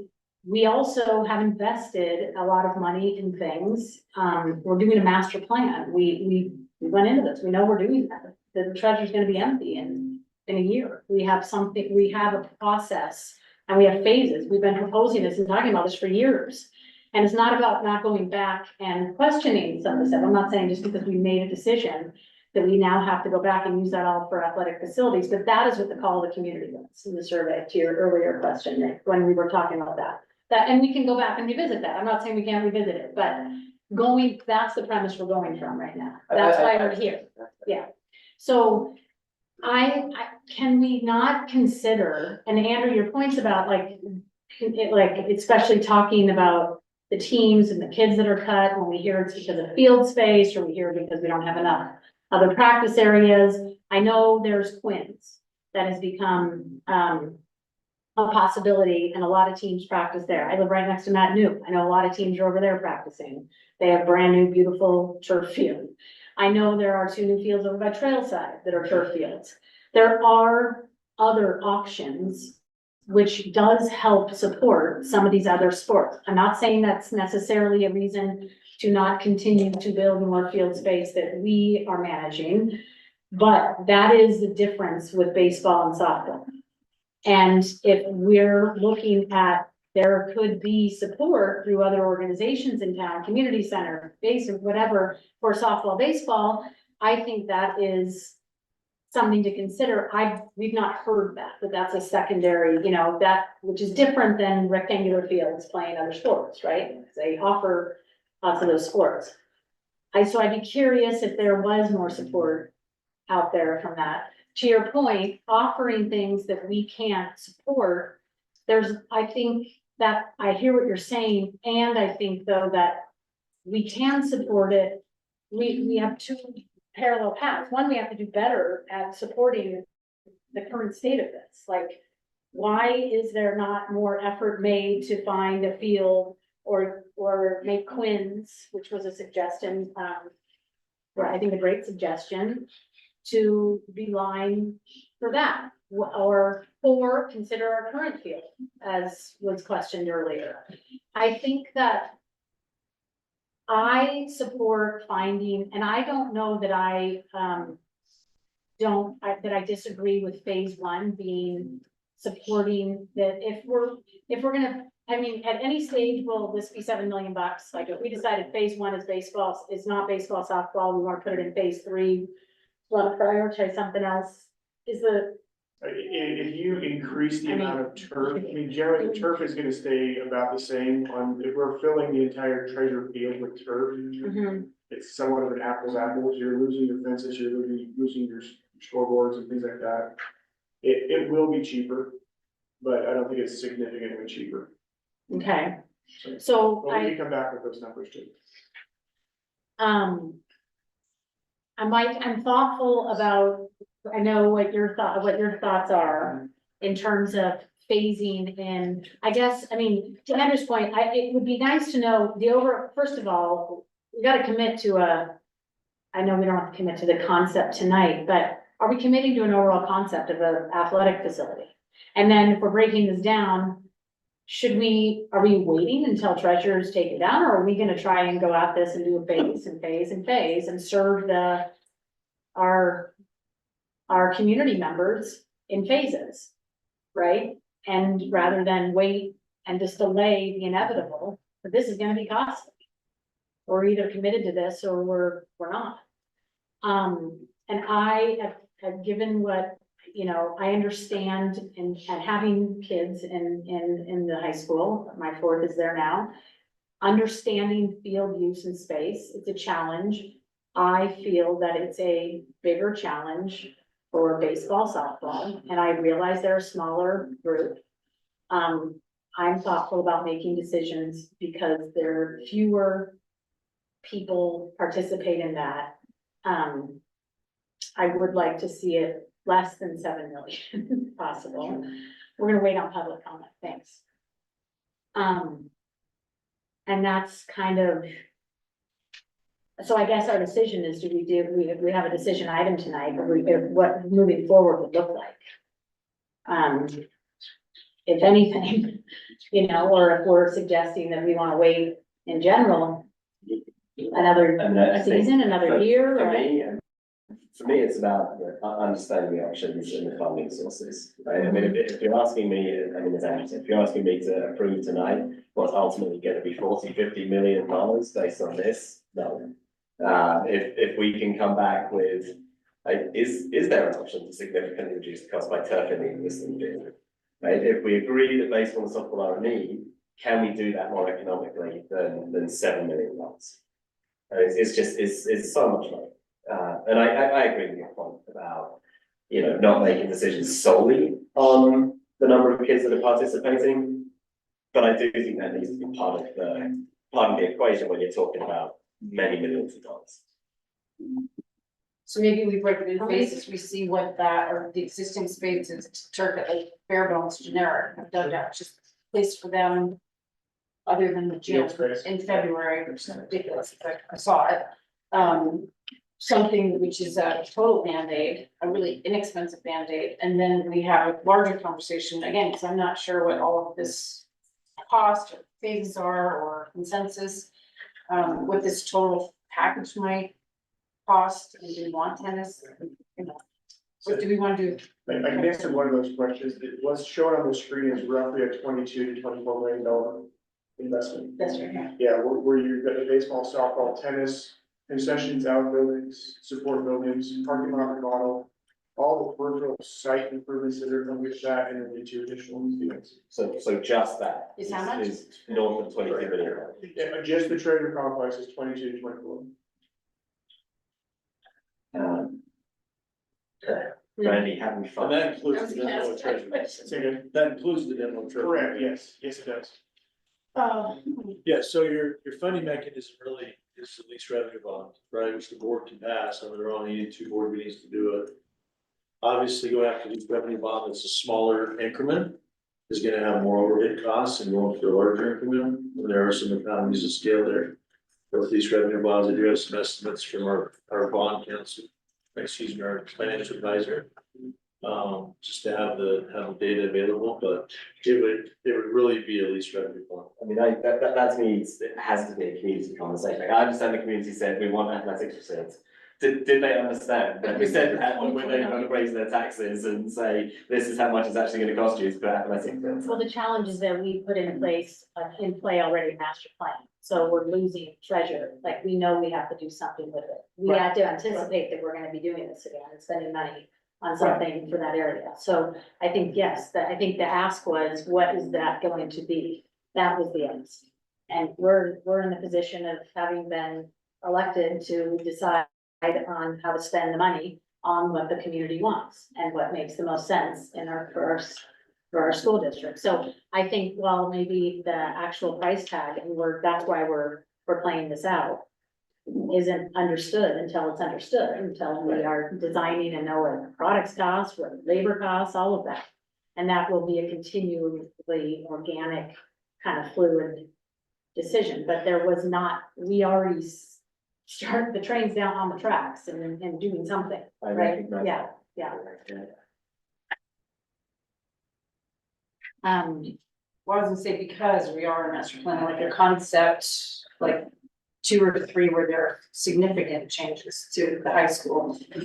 Is that correct? Like, Right, and that we knew as well, because we Right. knew when you cast our big bond, right, 129 million for all this construction, we knew even in the 30-year master plan that Scott's firm, MHTN, right, we have educational specifications that we adopted as part of the GSBS group, and that folded into this 30-year plan, so we knew, even though it's a giant project at the high school, we knew that that was just phase one at the high school, so we do know that core part of the building, we call right the middle, that gymnasium, we know that that needs work, so I mean, we knew that there would be additional phases, it's just how much time do you wanna space out between, or do you wanna have a 2-year Right. gap with no construction and then start again, do you wanna phase right into the next projects? But we definitely know that there will be ongoing improvements over a 30-year period to continue to improve, and again, as Scott started this message, you know,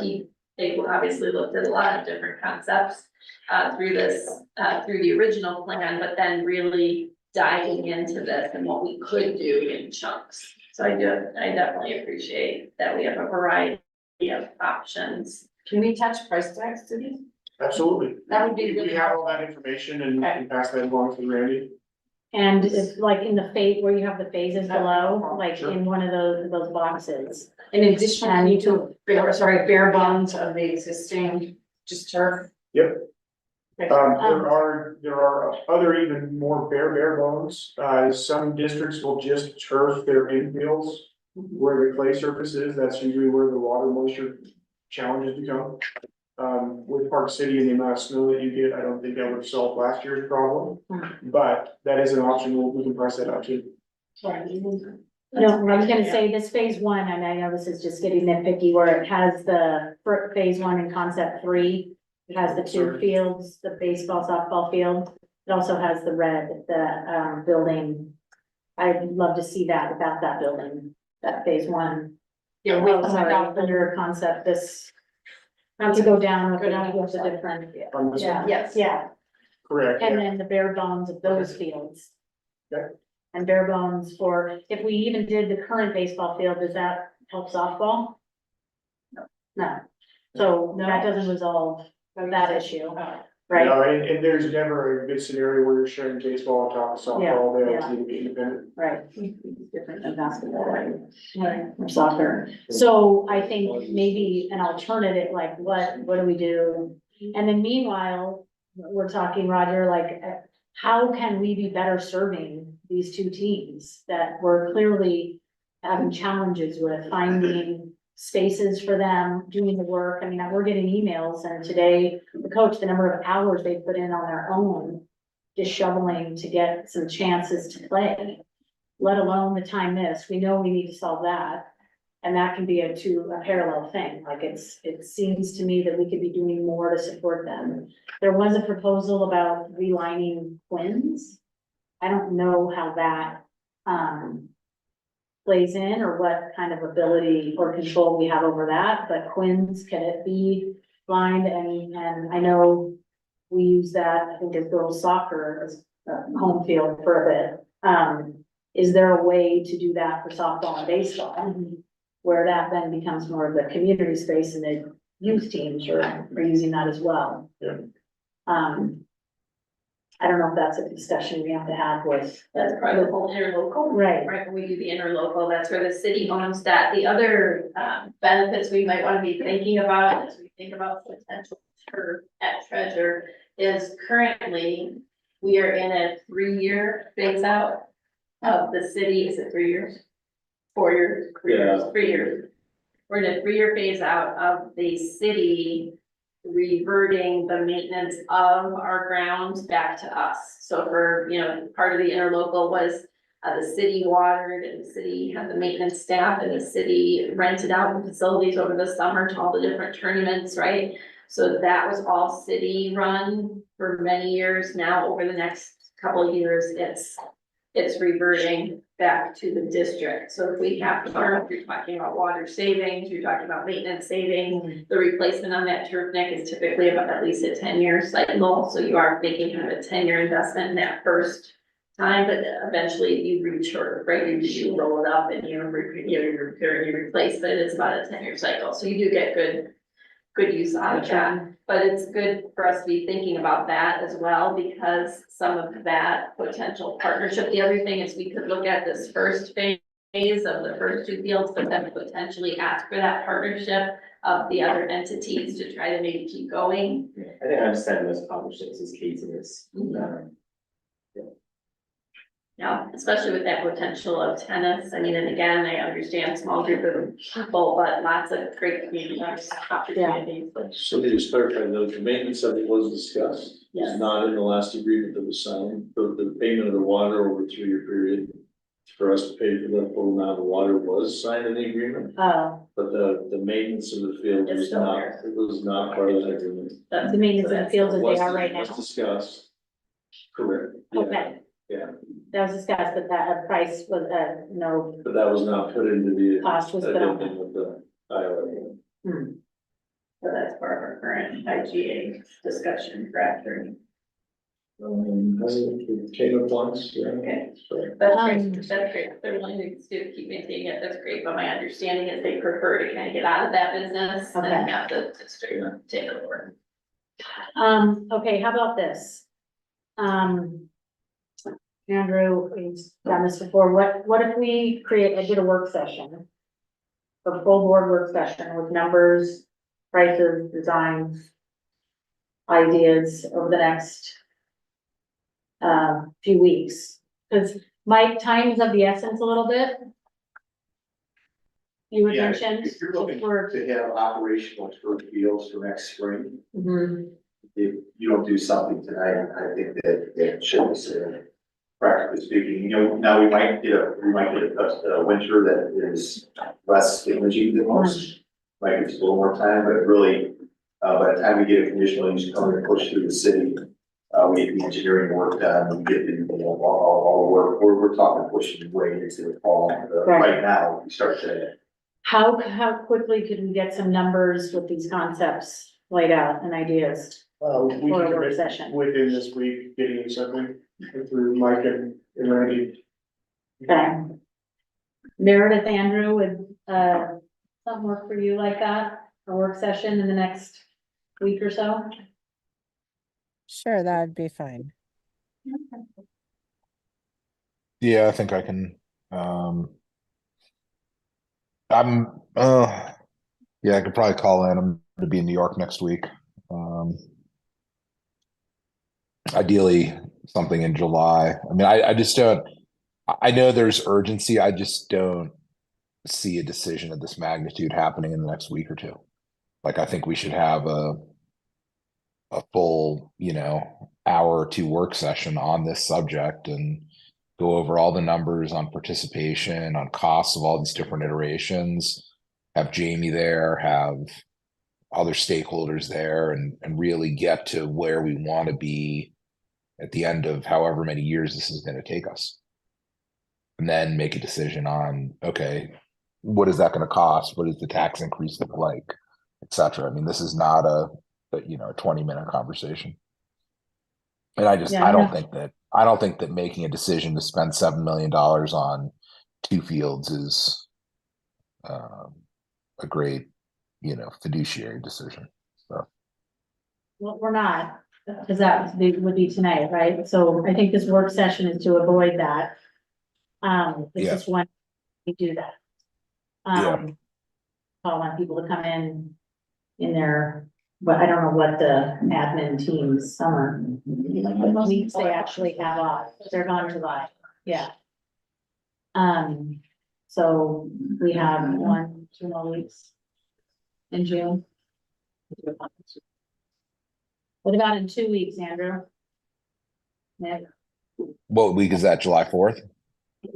sorry, never. I'm not here. I mean, I'm around. You have to be next. Yeah. He's spot on wrong this week. So not July, right, Jill? June 25th.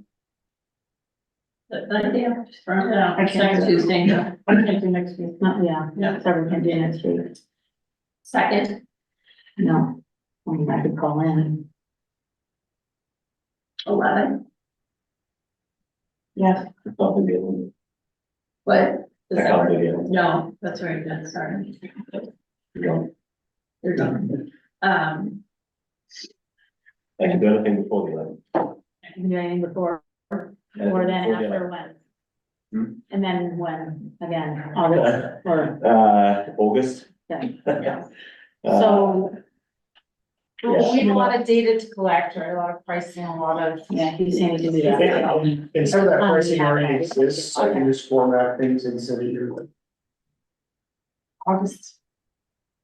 Or July 2nd, people call in too. What No, do you I'm not, think? I can't do July 2nd.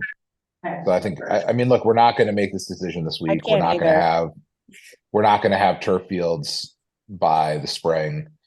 It's, you know, it sucks, but we're just not gonna be able to move that quickly. So, What does Yeah. your first week of August look like? First week of August, is August 1st and 2nd, so that's a Thursday and a Friday. I can't do that. The week of the There's first. the fifth, I'm not available then either. no. do we have an August meeting? Or is it? When's our August? Do we have one on the 20th? Yes. The third week. Right, when school starts. Yeah. First day of school. then We board do a meeting. working session before that and have a final decision in that meeting. Right. That'd be great. Should we do the second week in August? Sure. 14th date. Or do you just want to do it earlier that day? Good. You get to break. I'll have something. All right, let's schedule the, August 14th, a Wednesday. You know that it's a convocation. I have Friday, I have everything back that day for all the required training. That is convocation. That's convocation. So, What about the 19th? We spend, you know, an hour and a half on the 19th in the morning or something, or even on the 20th That beforehand, would work. or we I'm spend, out of time at- or we spend the meeting on the 20th focusing on this. Right, I think that's probably a good use of our time. I mean, do we have any other statutory requirements on the August meeting? Tax wise or truth and taxation or anything? Which cannot begin before 6 p.m. we could do a 3:00. Board Yeah, meeting. so, yeah, why don't we start at 3 and just, you know, spend first hour or so going over this, hour and a half. Could between now and then, understanding better about, getting some of the, like, not just the price tags, but numbers from the high school, from Jamie and what the, Yeah, we can for sure pull together a graphic. to that too. and meanwhile to get, so we have no information missing. We're on to do this again. And again, we'll make sure that the full report's available. If you see that there's other gaps, please let us know. We're happy to provide that information prior to that August meeting. Okay. Any more questions here? Okay. Thank you. You bet. I think in lieu of the fact that we're an hour behind, I know some people are here for public comment. And, I think we should open that for public comment before we go into our, we have closed, we start the budget hearings. Okay. Do we have anyone here for public? Yeah, we have to do that too. Anyone here for public comment? Okay, do you, come up, please, and just fill out a blue paper here. You don't have to write down your whole thing on the paper, but just put your name and the topic you're gonna talk about and hand it to Lori here, if you don't mind, so we have it. In record, and you can talk and then fill that out if you want, certainly. Hi, my name's Sarah Elder, and I sent you guys an email earlier this week. My husband and I have 3 kids at Trailside. They just finished 4th grade, 2nd grade, and pre-K. Absolutely had a wonderful experience at Trailside with Principal Pike. Sorry, I'm just trying to collect my thoughts after that was a lot of discussion. I wrote something, I'm just gonna read it off, and then I have a few more things to add to it. But I'll make it fast. Meredith and Andrew, can you hear? Yes, I can hear. Yeah, I just wanted to address the urgent need, the improvement of our schools athletic facilities.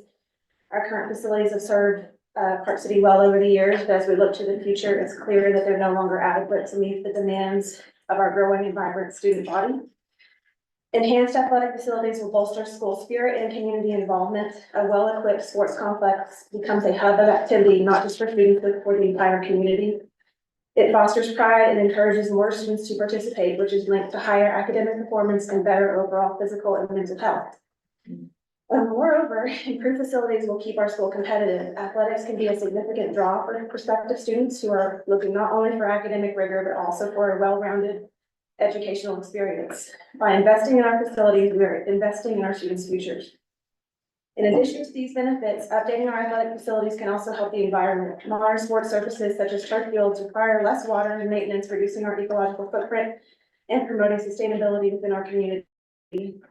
In conclusion, the upgrade of our athletic facilities is not just an improvement, it's a necessity. We have the responsibility to provide the best for our students, to prepare them for the challenges of tomorrow. I strongly encourage you to consider moving forward with phase one, in the entire athletic master plan, actually. I just thank you for hearing us out on this. After the discussions and things I want to add is, my husband coaches the 90 baseball team, and I'm on the Park City Miners baseball board, the 501c3 nonprofit. And we have 150 plus kids, 9U to 14U in that program, and Logan at Basin Rec said there are over 200 kids in their baseball program. So that's first grade through age 9, which is about 3rd grade. And that's a lot of kids that this can impact in the future. And even speaking with the space, the need for space throughout the winter, but the high school team was practicing in the gym, which isn't safe for baseball. And also it takes away space that could be used by other teams like the wrestling or cheer or whatever it is. That space that could be used for other programming. And you brought up in the previous slideshow about chronic absence. I think the high school team missed 40 additional periods that they would not have had to miss if they had been able to host home games. Like that's a significant number. And even though it's a smaller group than say, you add up soccer and lacrosse and football, yes, it's a smaller number, but that's still, they matter as much as all the other kids. So, yeah, just thank you for hearing us out, and I really want you to consider moving forward. Thank you for coming. Thank you. And waiting. All right, do we have any other public comment about anything? No? Do you want to say anything? Okay. All right, we need to move into a closed session. We have a budget overview, a budget hearing, and the teen center. So the budget overview could just be part of the. Part of the budget hearing, so why don't we put that off? Okay, perfect, let's do that. Why don't we do the teen center? Carolyn? Yeah, thanks. You're Oh. over the churches, right? Yeah. Perfect. It's coming back up. Let's get a little closer, I think. Okay.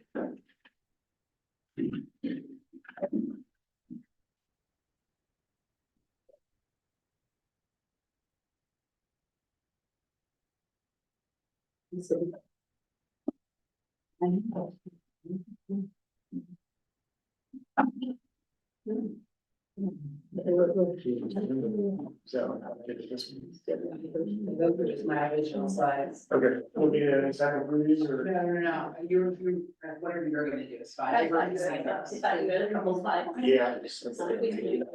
I didn't see them. I'm sorry. Please.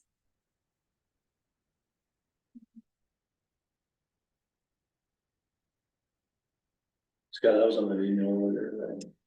Yes. Yeah. Can you send that to you?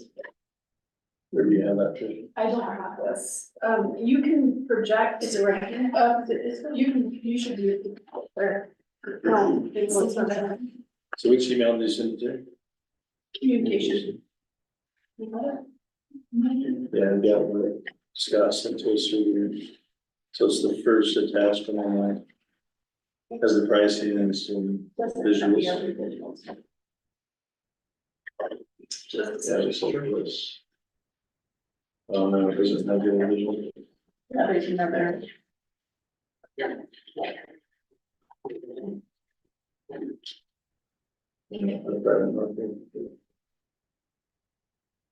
Lori.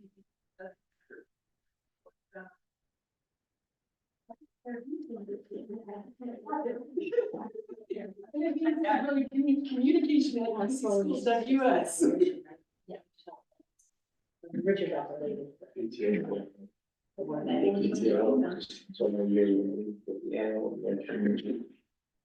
You have it, Tricia, or you need it?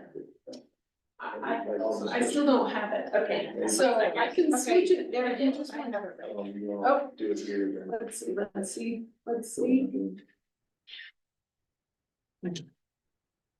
Cost worksheet. No. It says PCHS student center board presentation. I just sent it.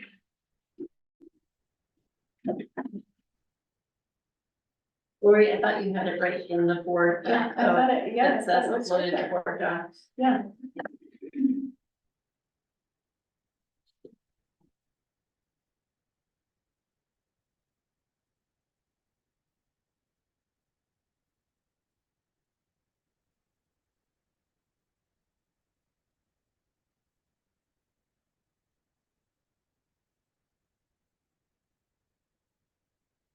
Okay, Tricia should have it in communications. Sorry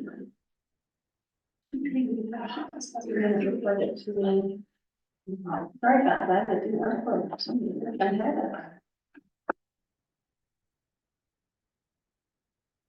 Haha.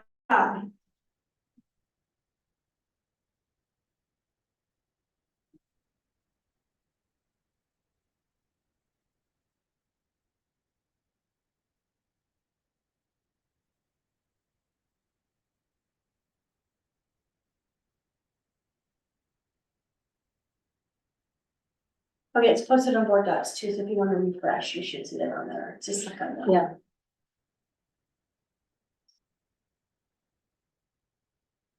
Okay, this isn't the best view, but it'll give us gold. So teen centers in general, it sounds like there's been some conversations to date. What I'm here to do is present where we stand with the current thoughts about the teen center or student support center that is anticipated to be installed or constructed at the high school. Part of our evaluation, maybe just take a step back, was to look at a number of locations within the building. And there was an evaluation, both whether that was a part of the new addition that's currently happening on the west side of the building, even a relocation of the current administration or counseling spaces. And where we've landed is the highlighted yellow box, which is the wood shop space, the current wood shop space. Part of the reason for consideration of that area in conjunction with the team is that the current wood shop is moving into the new addition as a construction lab. And so a lot of those components, a lot of those pieces are moving into a larger space with more accommodations. And so it vacates that area of the building. Go to the next slide. What that looks like, and we have been involved in a number of these projects across the state. You may remember that in 2022, funding was allocated for teen centers. And the idea was to provide spaces and support areas for housing insecurity or food insecurity. You may not think that that occurs within even a district like Park City, but you'd be very surprised at the numbers that actually that does happen. And it's a place to create a more homey environment for those who need those services and provide some connections to support services. And the branding from teen center to student center is intentional because there's a thought that part of this move is an absorption of the learning center into this space. And so what you're seeing is on the screen, the anticipated wood shop transformation into that student center. As you walk in, you're greeted by what we'll call the living room space. This would be an opportunity for people to grab and go food. There's a little Zen kind of recharge area. The two blue spaces on the back are smaller sized classroom areas that could accommodate 10 to 20 students. And so you're actually increasing your student classroom count capacity. Anything orange is support services that could be like the principal for the learning center or other social service spaces that need office areas for counseling. And then the yellow and kind of connecting is everything that stitches together. We're finding a great need for just places to shower and change and do your laundry, and so those are the brown spaces on the bottom of that building. Can I ask you a question? I thought we weren't moving policy over there. We're not, initially, we were thinking about minor advantage classrooms. Okay, so the which- blue is not LC, that would be. Those are just framed as general class, small classroom Okay, instruction space. Okay, thank you. You could use those, there's actually great access to the exterior on the north side of the building, that could be extracurricular spaces, that could be a lot of different. It's more the small group, right? Small group Yeah. learning, and then that yellow space, we don't have a traditional library, so the idea of having a place where kids can gather and do a group project, check out the room to do. And after school study is really appealing. So this whole wing would be dedicated to this student center? Correct. Okay. Yep. It's roughly 3,800 square feet. If you think about a classroom as always a module, that's about 900 square feet, so we're 4 times that. Okay. Typically, what we've seen across the state is that the funds allocated for a teen center, quote unquote, is to transform one or 2 classrooms. And we're somewhat double in that range right now, because it offers you a lot more opportunity for those support services. So we cycle into the next one. And it's good to be chopped up like that in small room versus larger. What we do have is very similar to the layout of the addition, where there's operable sliding partitions between those classrooms or those small group rooms Yeah. that could allow you to flex out. We could look at just expanding that altogether and I really, don't know anything about it, but it feels really confined. It doesn't Sure. feel open and flowy and Sure. like community. It feels like little tiny rooms. yeah, absolutely. And part of that on the, I guess, right side of the page there is based on the existing structure. Right.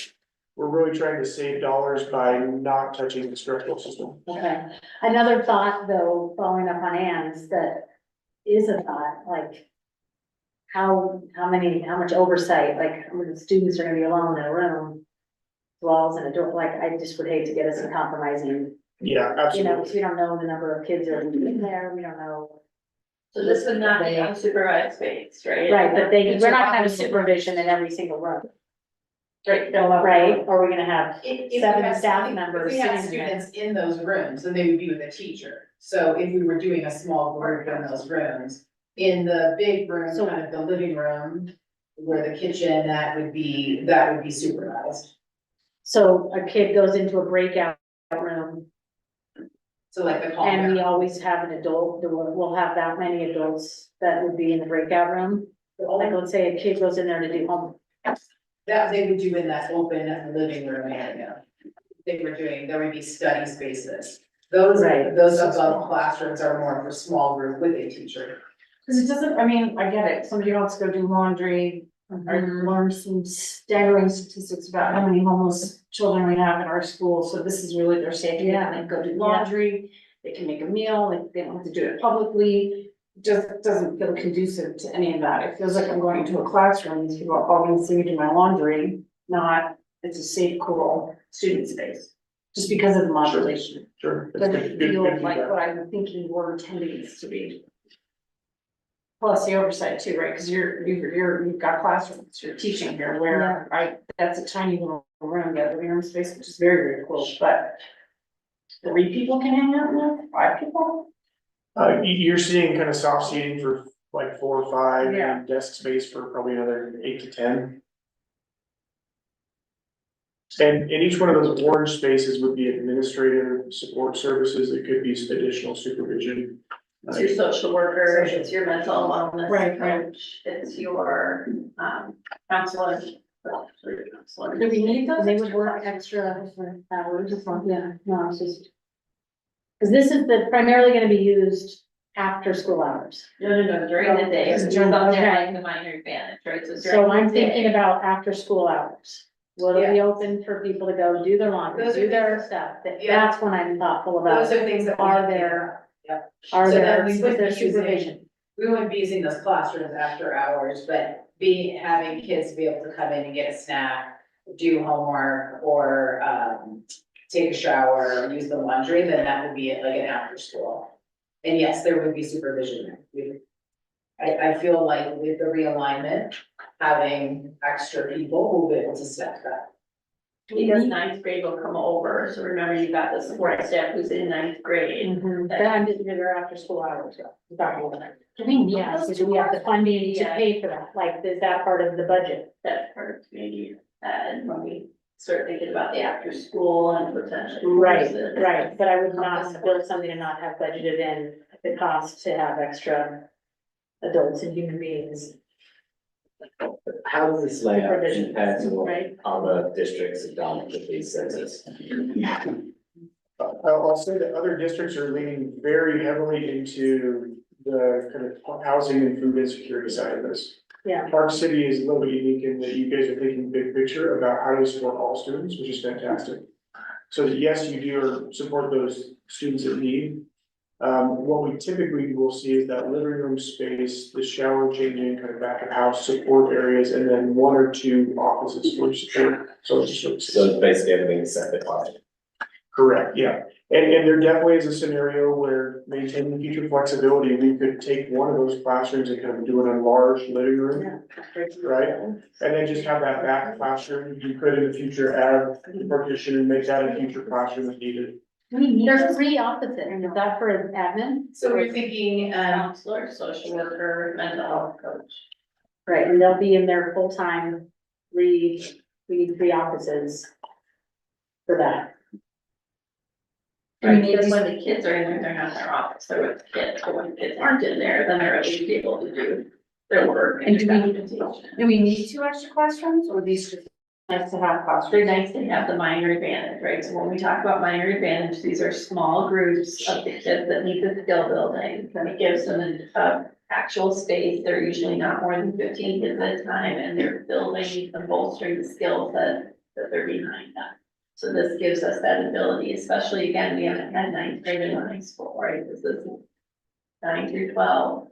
So when we think about that, you know, it does provide the space that we don't currently have or the ability to do. We would have to take a full classroom where you don't really need a full classroom for this. You know, the half side classrooms are really nice for these small groups. But again, if you're doing minor advantage math, there's gonna be a math teacher in there with them. If it's minor advantage ELA, it's gonna be an English teacher or a reading class with them. So they aren't gonna be there alone. Not loving it. And the additional social work, that, these are additional positions, or are these current ones that we're moving over? Moving over from treasurer. The wellness coach, out there. Can we go back to the location list a little bit? I know we said we had evaluated other spaces. And we settled on this one. And we talked about that being because it's being vacated. But what are the relative strengths versus weaknesses of the spaces that we're evaluating? The primary 2 that we were really leaning heavy into is the existing counseling and the administration wing. The advantage is that is the first thing you see as you walk in, it's all about student support. Configuration wise, we're fighting the same challenges of an existing building. And I would say that the number 1 drawback is we lose the current administration, which we were anticipating moving into the heart of the building, which is very, very unique. So there were some security concerns that we felt were not applicable. The purple were other evaluations on the existing building and could be re-looked at as well. That was more so when we were leading into the learning center idea. And then there was a separate entrance for those activities to occur. There could be other locations we evaluate as well, but these seem to be the 4 rows we talk. 4 or 5. I'm very conscious that there is a cost to building out that space. So what was, if we don't put this student center there, what was that space originally slated? We had no intention of doing anything as part of the current project. So Storage. And if we get to the storage and put this somewhere else, we would or we wouldn't still have build out costs to bring it up to code. So if we vacate the construction lab or the current wood shop space, if we want to do any sort of renovations to it, right now it's set up as a wood shop space, it doesn't have HVAC. It does not have, it has the big electrical outlets for the big equipment, right? It doesn't have like your regular plugs, right? It's got the giant, you know? Yeah. Plug-in, right, 240s, right? So to make it into usable space, right, but we're building within it, that was the whole idea, is we're staying within the configuration of it, but those half-size classrooms are really helpful for a high school. You know, and again, we don't have that in our design. In our designs, we have full-size classrooms because we're moving the ninth grade over. But for when you need a small group support, it's nice to have a place to make small group support. Even in our current counseling room, you just have one full-size classroom and then a bunch of offices. So really, this is gonna parallel kind of the counseling center in front of the building, but it's gonna give the kids, you know, a little more protected space. And the cost of this, because I know on that one slide, we got a grant and there's something else. Yes, the cost is 1.3, was a grant for 250. 250. No, plus And there's 30. a time sensitivity to that. 290, because we got the extra. So it would be just about $1 million, and it would be paid for out of the bond proceeds interest that has been earned, and it would be the first change order that we would be doing on the projects. We haven't done change orders.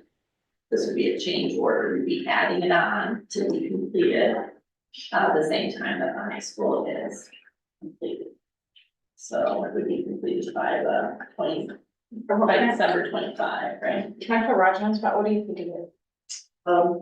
Listen, the space itself, had originally been slated, we kind of hoped that we could use it for storage, but that's not. I think that we can, the space itself, the staffing issues have been a concern, but Carol and I talked about that. I think that we can make it work. We had originally used a large classroom as a learner advantage classroom in the UCT building, having a dedicated space for a success center for our students. And you know, as we mentioned earlier, 100% of our seniors who were registered graduated. That's really a big part of minor advantage is a big part of that. So I don't want that to go away at all. There are a lot of schools that are putting these teen centers into their schools. And we just, I think that part's okay. Do you think the layout works? Do you feel like it's too modular? Do you feel like the kid that comes in to do his laundry takes a shower? I mean, Maybe that's, something with the two classrooms right there? Listen, the original plan was to put it where the offices were right now. And that was a tough move, you know, to move that. And we really don't have any other options. This was, when we actually proposed this, I mean, it made these guys, they were terrific. They were kind of hoping on that piece of real estate, but for us, that was the best spot available. So the main impact if we do this is we talked about storage, right? What was gonna be stored in there and where are those things gonna go? So that is it. That's actually, we're gonna be meeting tomorrow morning to have that discussion, because we don't have a solid plan. But Dr. Bill Day and I had a nice conversation today. And we're actually getting people moving in that direction, because we have to have a solution for the fine arts department. Because we're gonna be bringing them, we're gonna be needing we are gonna need some storage space for them. And we are gonna be having that discussion. As we said, we know the phase, when we think of construction, we know the phases. We knew that the wing is gonna be beautiful, right? It's gonna be amazing when it's finished, you know, a whole other year of construction, but it's gonna be beautiful, but we know that that's not the be all end all. You know, we knew that that's just to get the ninth grade over there. Then you still need, right, other things to happen with the core of the building, and we definitely know we don't have enough storage space. I mean, isn't that, Scott, like the common thing in schools and Storage districts? and outlets, those are the two things Yeah, we always. storage and outlets, right? So we know that right now our musical equipment, for example, is stored in what used to be practice rooms, right? Little tiny practice rooms. But we look at all of our kids that are involved in the arts, which is amazing. You know, they need space and we need the cool things that go along with it. You need the scene shop, you need the storage for the cool costumes, you need to be able to reuse, you know, things. So we're not losing the scene shop. That's good news. This is just the existing wood shop space. But I also think this is something, in a big school, I think it would be nice to have a place that feels littler, but not necessarily replacing the learning center as of right now. Okay. But in that phased approach, if you look at the athletic plan, that building goes away. Right. So eventually we are gonna have to integrate it back. We're gonna have to figure out how we get tiny space they need, but again, there's never one to 15 in a group. What's that? We're gonna have to figure out how many kids need the learning space. The learning Learning center. center. Yeah, Right. So eventually, that's just part of the big picture phase, and this year, Huh? That's a priority to make sure it's part of the phased plan. right, exactly. I mean, And that was the original thought with this, that the team, Right. that the learning center could go here. right, In those two classrooms. Because their classes are small enough, the two teachers. We do have a halftime math, which we have to do outside in the big building, but at least the main courses could go there. I mean, would sped go in with the LC? No, that would be a whole other thing. No, the Yeah, transition. So the transition wouldn't go, or this would just be. This week, Okay, okay. that. Where's, okay, so they would use this. Oh, that's it, and sped then goes the later. use for the teen center. So it's used as both. Yeah, and because a lot of our target. Yeah. Was students that use the learning center or the teen center, so the combination seemed to work well. yeah. Actually, like, Well, any of that makes more sense because you're all, Yeah. We you're the just weren't, same. yeah, we just weren't ready to move the learning center over there, so we're kind of thinking ahead, what it would look like now, and then possibly down the line. Oh, well, I like that better. That makes more sense. So, Nick, do you have any other further questions or anything on this? What is the time sensitivity Yeah. on the grants for this? Yeah, we have to be open by June of 25. And the June 30th. timeline to build it out once we start? Yeah. Once we approve it, what is it? Yeah, so I spoke with Hogan, who's building the addition right now, they feel that if we can get through this summer push, and if there's a change order issued on this, they would kind of roll concurrently with the addition, and they could meet that time. So that would start in August, September. It feels to me like there are still a lot of questions about this. There are still questions about the layout, there's still, you know, I understand that there's a source for the funding. I'm wondering if we're really in the place to approve it this tonight, but I am mindful that if there's money there, we don't necessarily. Yeah, and unfortunately, we have to send that, almost 300,000 back to the state. Yeah, we By when? We're not open by June of 25. We gotta get all that back. Right, so in addition to this, what is the ask? In addition to the grant? It ends up being just slightly over $1 million out of interest proceeds from the monies that are funding the high school. So that would be our first source. We'll have some money left over there possibly. Depending on what our arbitrage ends up being, which we've got an estimate on that. So we can release some extra, any extra there, we can out of fund balance account, if we have a fund balance. So. I actually love the layout. There have been many iterations of layouts. I actually love this layout. Because I do know that the kids who need that extra support do need some classroom space, and they do need a space to kind of relax. Well, I totally see the value of this. I've heard from kids in other districts who have benefited from this space, and it's life changing for them. And it's really important. I don't know, it doesn't feel to me like we're in a place to approve this particular iteration. And the plan can for sure change. Again, we're trying to work around some existing conditions to maximize the dollars.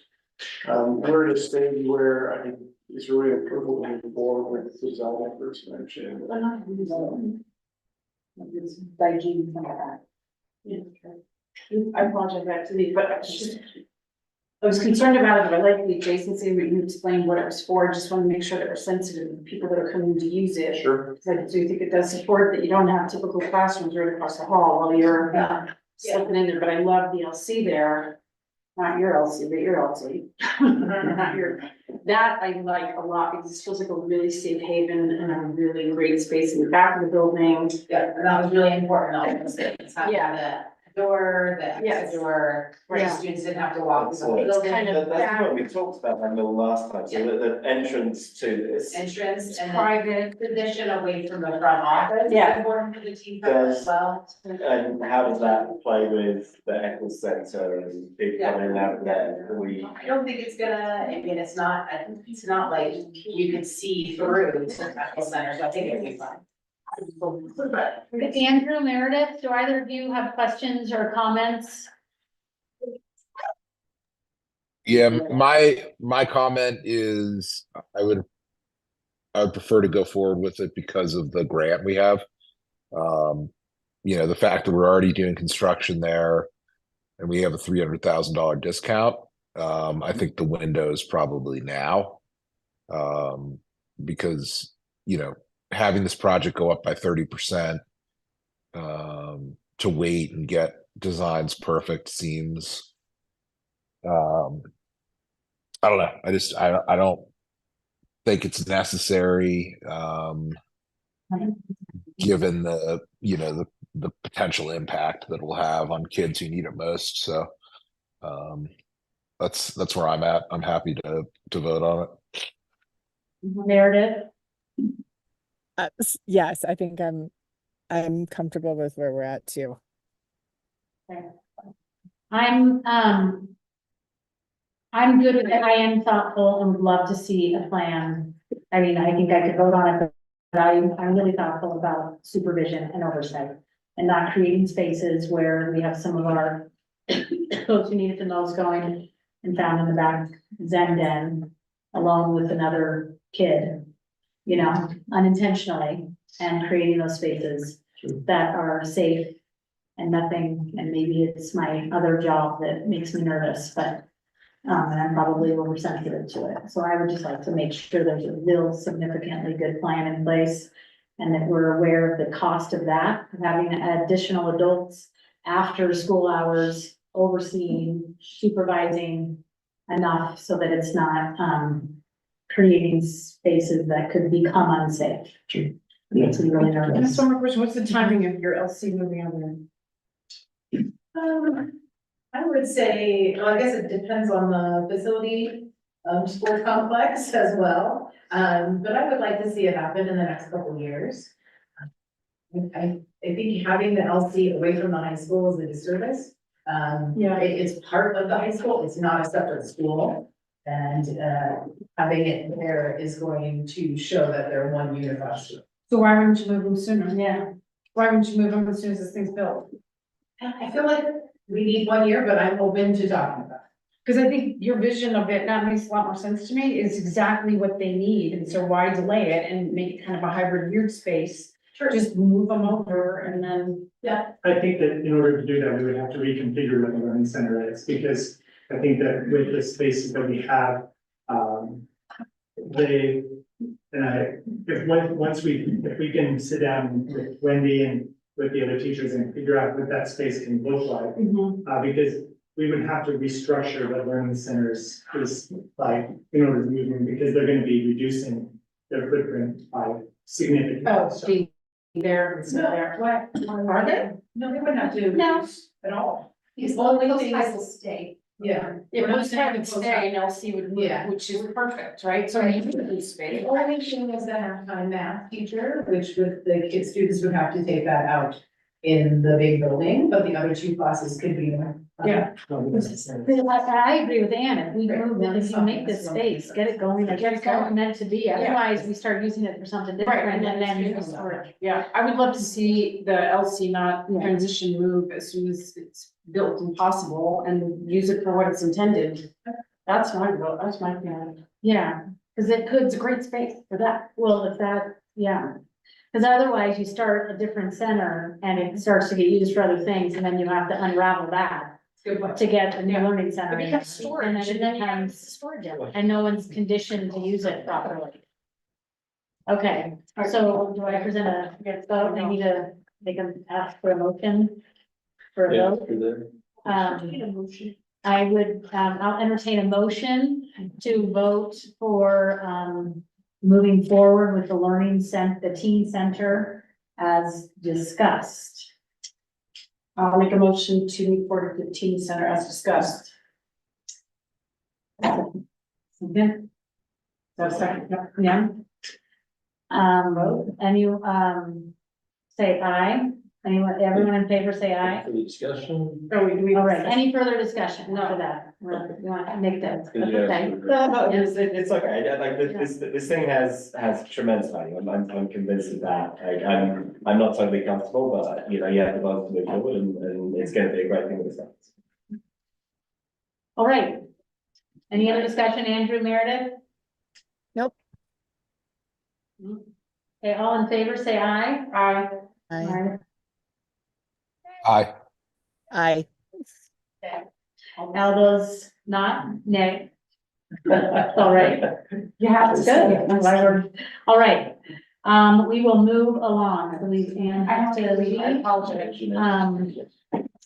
Do we want to take a quick little moment break or is anything we?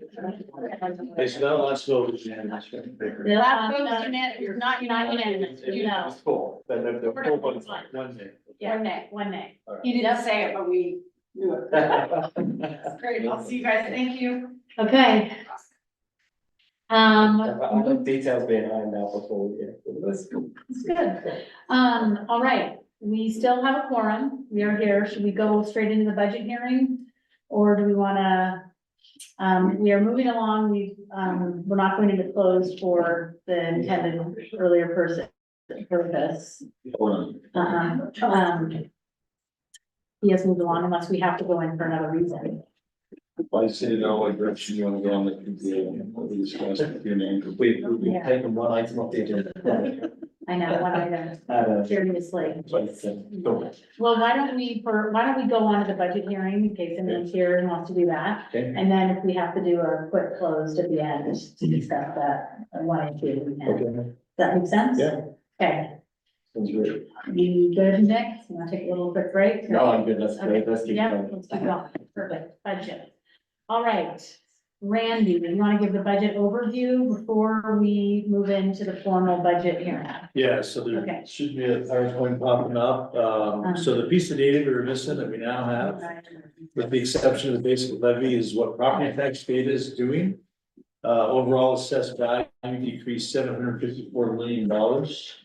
So, the beautiful one in front of the budget book's online. Just go to business services budget, it's front and center. That picture was taken by Cole with the drones, just, that was an awesome picture. So, but assessed value, so before growth decreased $750 million. Growth was about $500 million. So the net change in the overall assessed value that we charge our taxes against decreased $250 million, approximately 0.7%. So keep in mind that the budgeted revenue is the constant, so as assessed value goes down, the rate goes up and vice versa, right? The rate will go down as the assessed value goes up with our certified tax rate. That's put us back to 2.2 increments, which is what we said a year ago in the 3-year agreement, that we'd be required to do, charge 2.2 increments.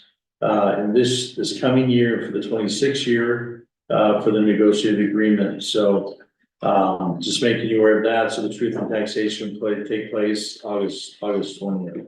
As you look at the next slide, property tax rates, you can see over in the right-hand column, they're very small amounts. The board local levy, you can see is a 00239. So 220 of that is the 2.2 increments. The remainder of that is the increase from the assessed value decreasing as part of the certified tax rate. The very first rate that's up 23 100ths of an increment, the rate's 1429. That's the basic levy that has not been set yet. So some of the language you'll read tonight for the budget adoption will allow us to have a total rate, including what the legislature sets for that. It's actually the state tax commission that has set that rate. So all these other small increments, that you see the 11, the 5, the 8, the 7, those are all results of the assessed value going down. Overall, I've got a couple slides in here dealing with the board local levy These are all in the budget books, I won't spend a lot of time on those. If we go to the revenues, you can see revenues are pretty constant. The general fund is showing an increase in $12 million in revenues. That also includes money that's going out to other programs such as nutrition services and capital that we budget each year. And so really there's no other significant changes there, with the exception of the pass-through taxes fund. We've worked it out with our local auditors to no longer count our recapture. If you look at our percentages, we have like 47% we spent on instruction. That's because the recapture, which is not an instructional expense, it's a pass-through, historically has been taken out of the general fund and driven down that percentage. Now we're including that for the pass-through taxes fund. So it's not part of the operational fund. So that's one of the reasons from the actual 23 general fund to the final budget of 24, you actually see a decrease in revenue. Part of that's because of the shift where we're paying the recapture out of where we're recording them. So I just want to bring that to your attention. I'll just go to I'll skip a slide here. The expenditure slide, actually I will, that's on page 13 of the book. The thing to note here is really the capital outlay fund. Notice in 24, it's got 108 million. 25 has got 79 million. Well, we didn't approve $185 million for construction, right? There's some overlapping there. So we take the max of what's in 24 to make sure we don't overspend, not knowing exactly how the progress is going to be. And then in 25, we make an estimate, but we'll true that up as soon as we close the 24 year. We'll true up that budget for 25, still stay within that budget of what was allocated by the board. So you'll see those numbers more than likely go down. But you can see on the next page, the fund balance, you can see in capital, for example, a decrease of $11 million. That's just taking into account those budget amounts and the fact that we've already counted the bonds in our revenue in previous years. And so even though you see a decrease there, capital outlay is not in trouble. It's just the money that's already been acquired from there. General fund, you can see with fund balance, it's a break-even budget, so it's balanced. And all the amounts below that are pretty negligible in those fund balances and within a range where we'd like to be. So one thing I wanted to bring to the board's attention, we will be studying federal revenue. As you can see, special education is $720,000. But as you look at like Title IV, for example, $10,838. It has a valid purpose. However, the jumps and hoops we have to go through at the state, not to mention some of the audit. You can ask Stacy and you can ask Jacqueline about some of these state audits. So we go through for $10,000, it may not be worth receiving those funds. That's something we're going to evaluate this next year. What's the purpose of them? Can we absorb a few of those to save labor, because we're spending labor on those almost close to what the bond, what the amount of the funding is, right? And so anyway, that's one thing we'll look at. So budget award again, the superintendent mentioned we have the budget award in 24. We'll apply for that again for the 25 budget. And again, this will take us so tonight, the intent would be to adopt the final 24 budget, or for the 25 budget to go to the truth and taxation for that 2.2 increments, which was part of the negotiating year. That's the truth and taxation in August 20th. Yeah. Okay. So, summary, just to tell you kind of where we're at, we want to stay ahead of the game on wages. Our teachers, our employees negotiated with 6%. This year, as I've looked at other districts coming in, there've been a couple districts at 5%. Districts around us have been at 4%, 2.75%. So we're still staying ahead of the game and staying attractive as we need to. Attractive and retain. Right. Mhm. Yeah. So anyway, that's a quick summary of that piece. Okay. Great. Any questions? Meredith, Andrew, Nick? Right now? Thank you, Randy. You're welcome. Thank you. Glad we have you, Randy. Yeah. That's really good. All right, then, I'm gonna go ahead and move us into the budget hearing officially. And I declare the public hearing on the final budget for the fiscal year 2023-2024 open. Is there any public comment? No. Okay, Come on, Craig. okay, no one. Great, so we'll go into Wait, did we have to close I think we have to close the other meeting. Oh, to go into the public. We still Yeah, Yeah, have, probably just- need also to go in, do Okay. the public hearing for the budget, yes. okay, so I'm gonna first, I'm gonna ask for a motion to close the, board meeting to go into the final budget hearing.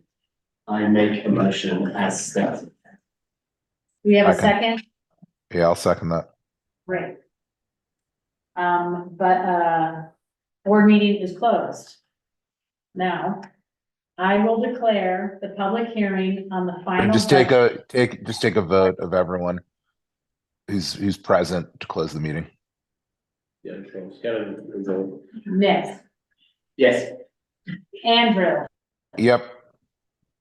Meredith, Yes. I'm a yes. The board meeting is eased. Yeah, now we can start the budget. Now I thank you, Andrew. Now I declare the public hearing on the final budget for fiscal year 2023-2024 open. Do we have any public comment? We need to say who's present, for the budget No. hearing, okay? just, No public comment. I declare the public hearing on the final budget for fiscal year 2023-2024 closed. I asked for a motion to approve the final budget for the fiscal year 2023-2024 as amended. I make a motion to approve the financial budget for fiscal year 23-24 as amended. Get a second? Second. Andrew, Yes. thank you. All right. Should I go straight into the next tentative budget? vote, Okay, yeah. discussion and vote, yeah. Any discussion, further discussion? And then call. for No. a vote. Andrew, Meredith, any further discussion? Nope. No, great. All right, let's go ahead and vote then on the final budget for fiscal year 2023-2024. Nick, yeah, You just. I'm asking for a All in vote. favor? All in favor, say aye. Aye. Aye. Great, Aye. that's a unanimous vote to approve the final budget for fiscal year 2023-2024. Now, we're going to declare the public hearing on the tentative budget for fiscal year 2024-2025 open. Any public comment from anybody about next year's budget? Tentative budget. All right, I declare the public hearing on the tentative budget for fiscal year 2024-2025 closed.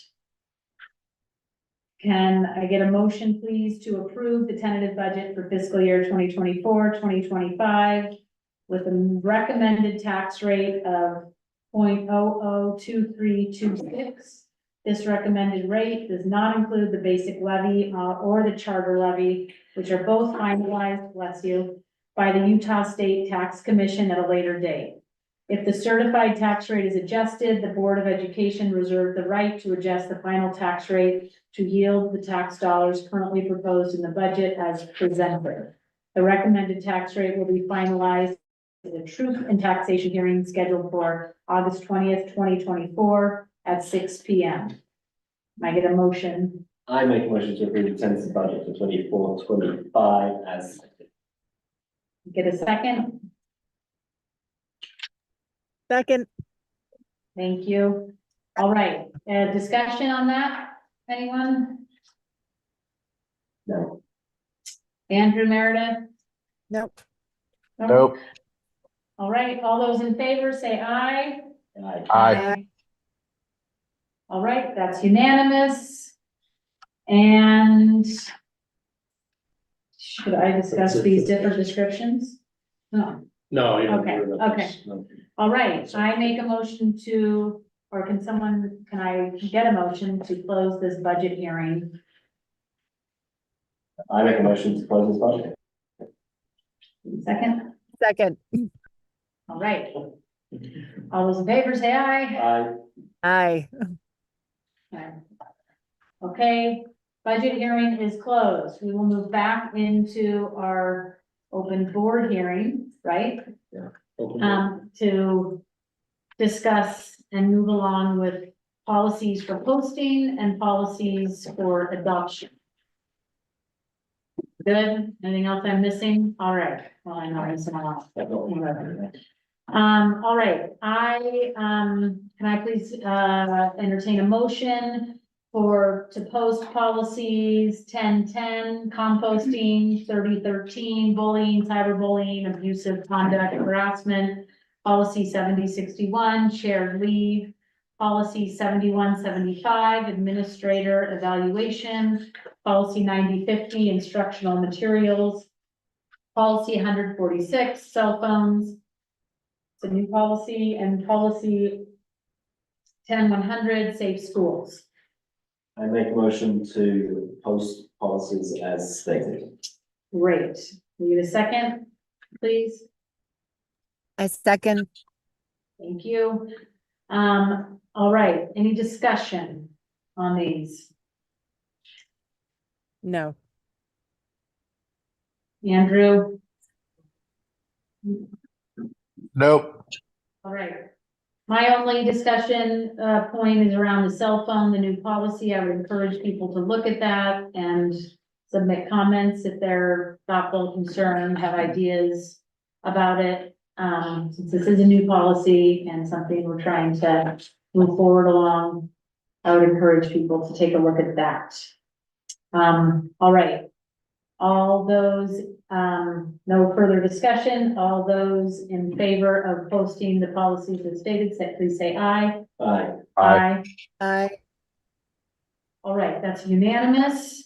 I now would entertain a motion for policies for adoption, policy 3100, sexual harassment under the jurisdiction of Title IX, policy 7031, social media, policy 7095, conditions of employment, policy 9055, use of copyright materials in schools, policy 1002, student conduct and participation policy for school teams and clubs, policy 11005, public information and media access.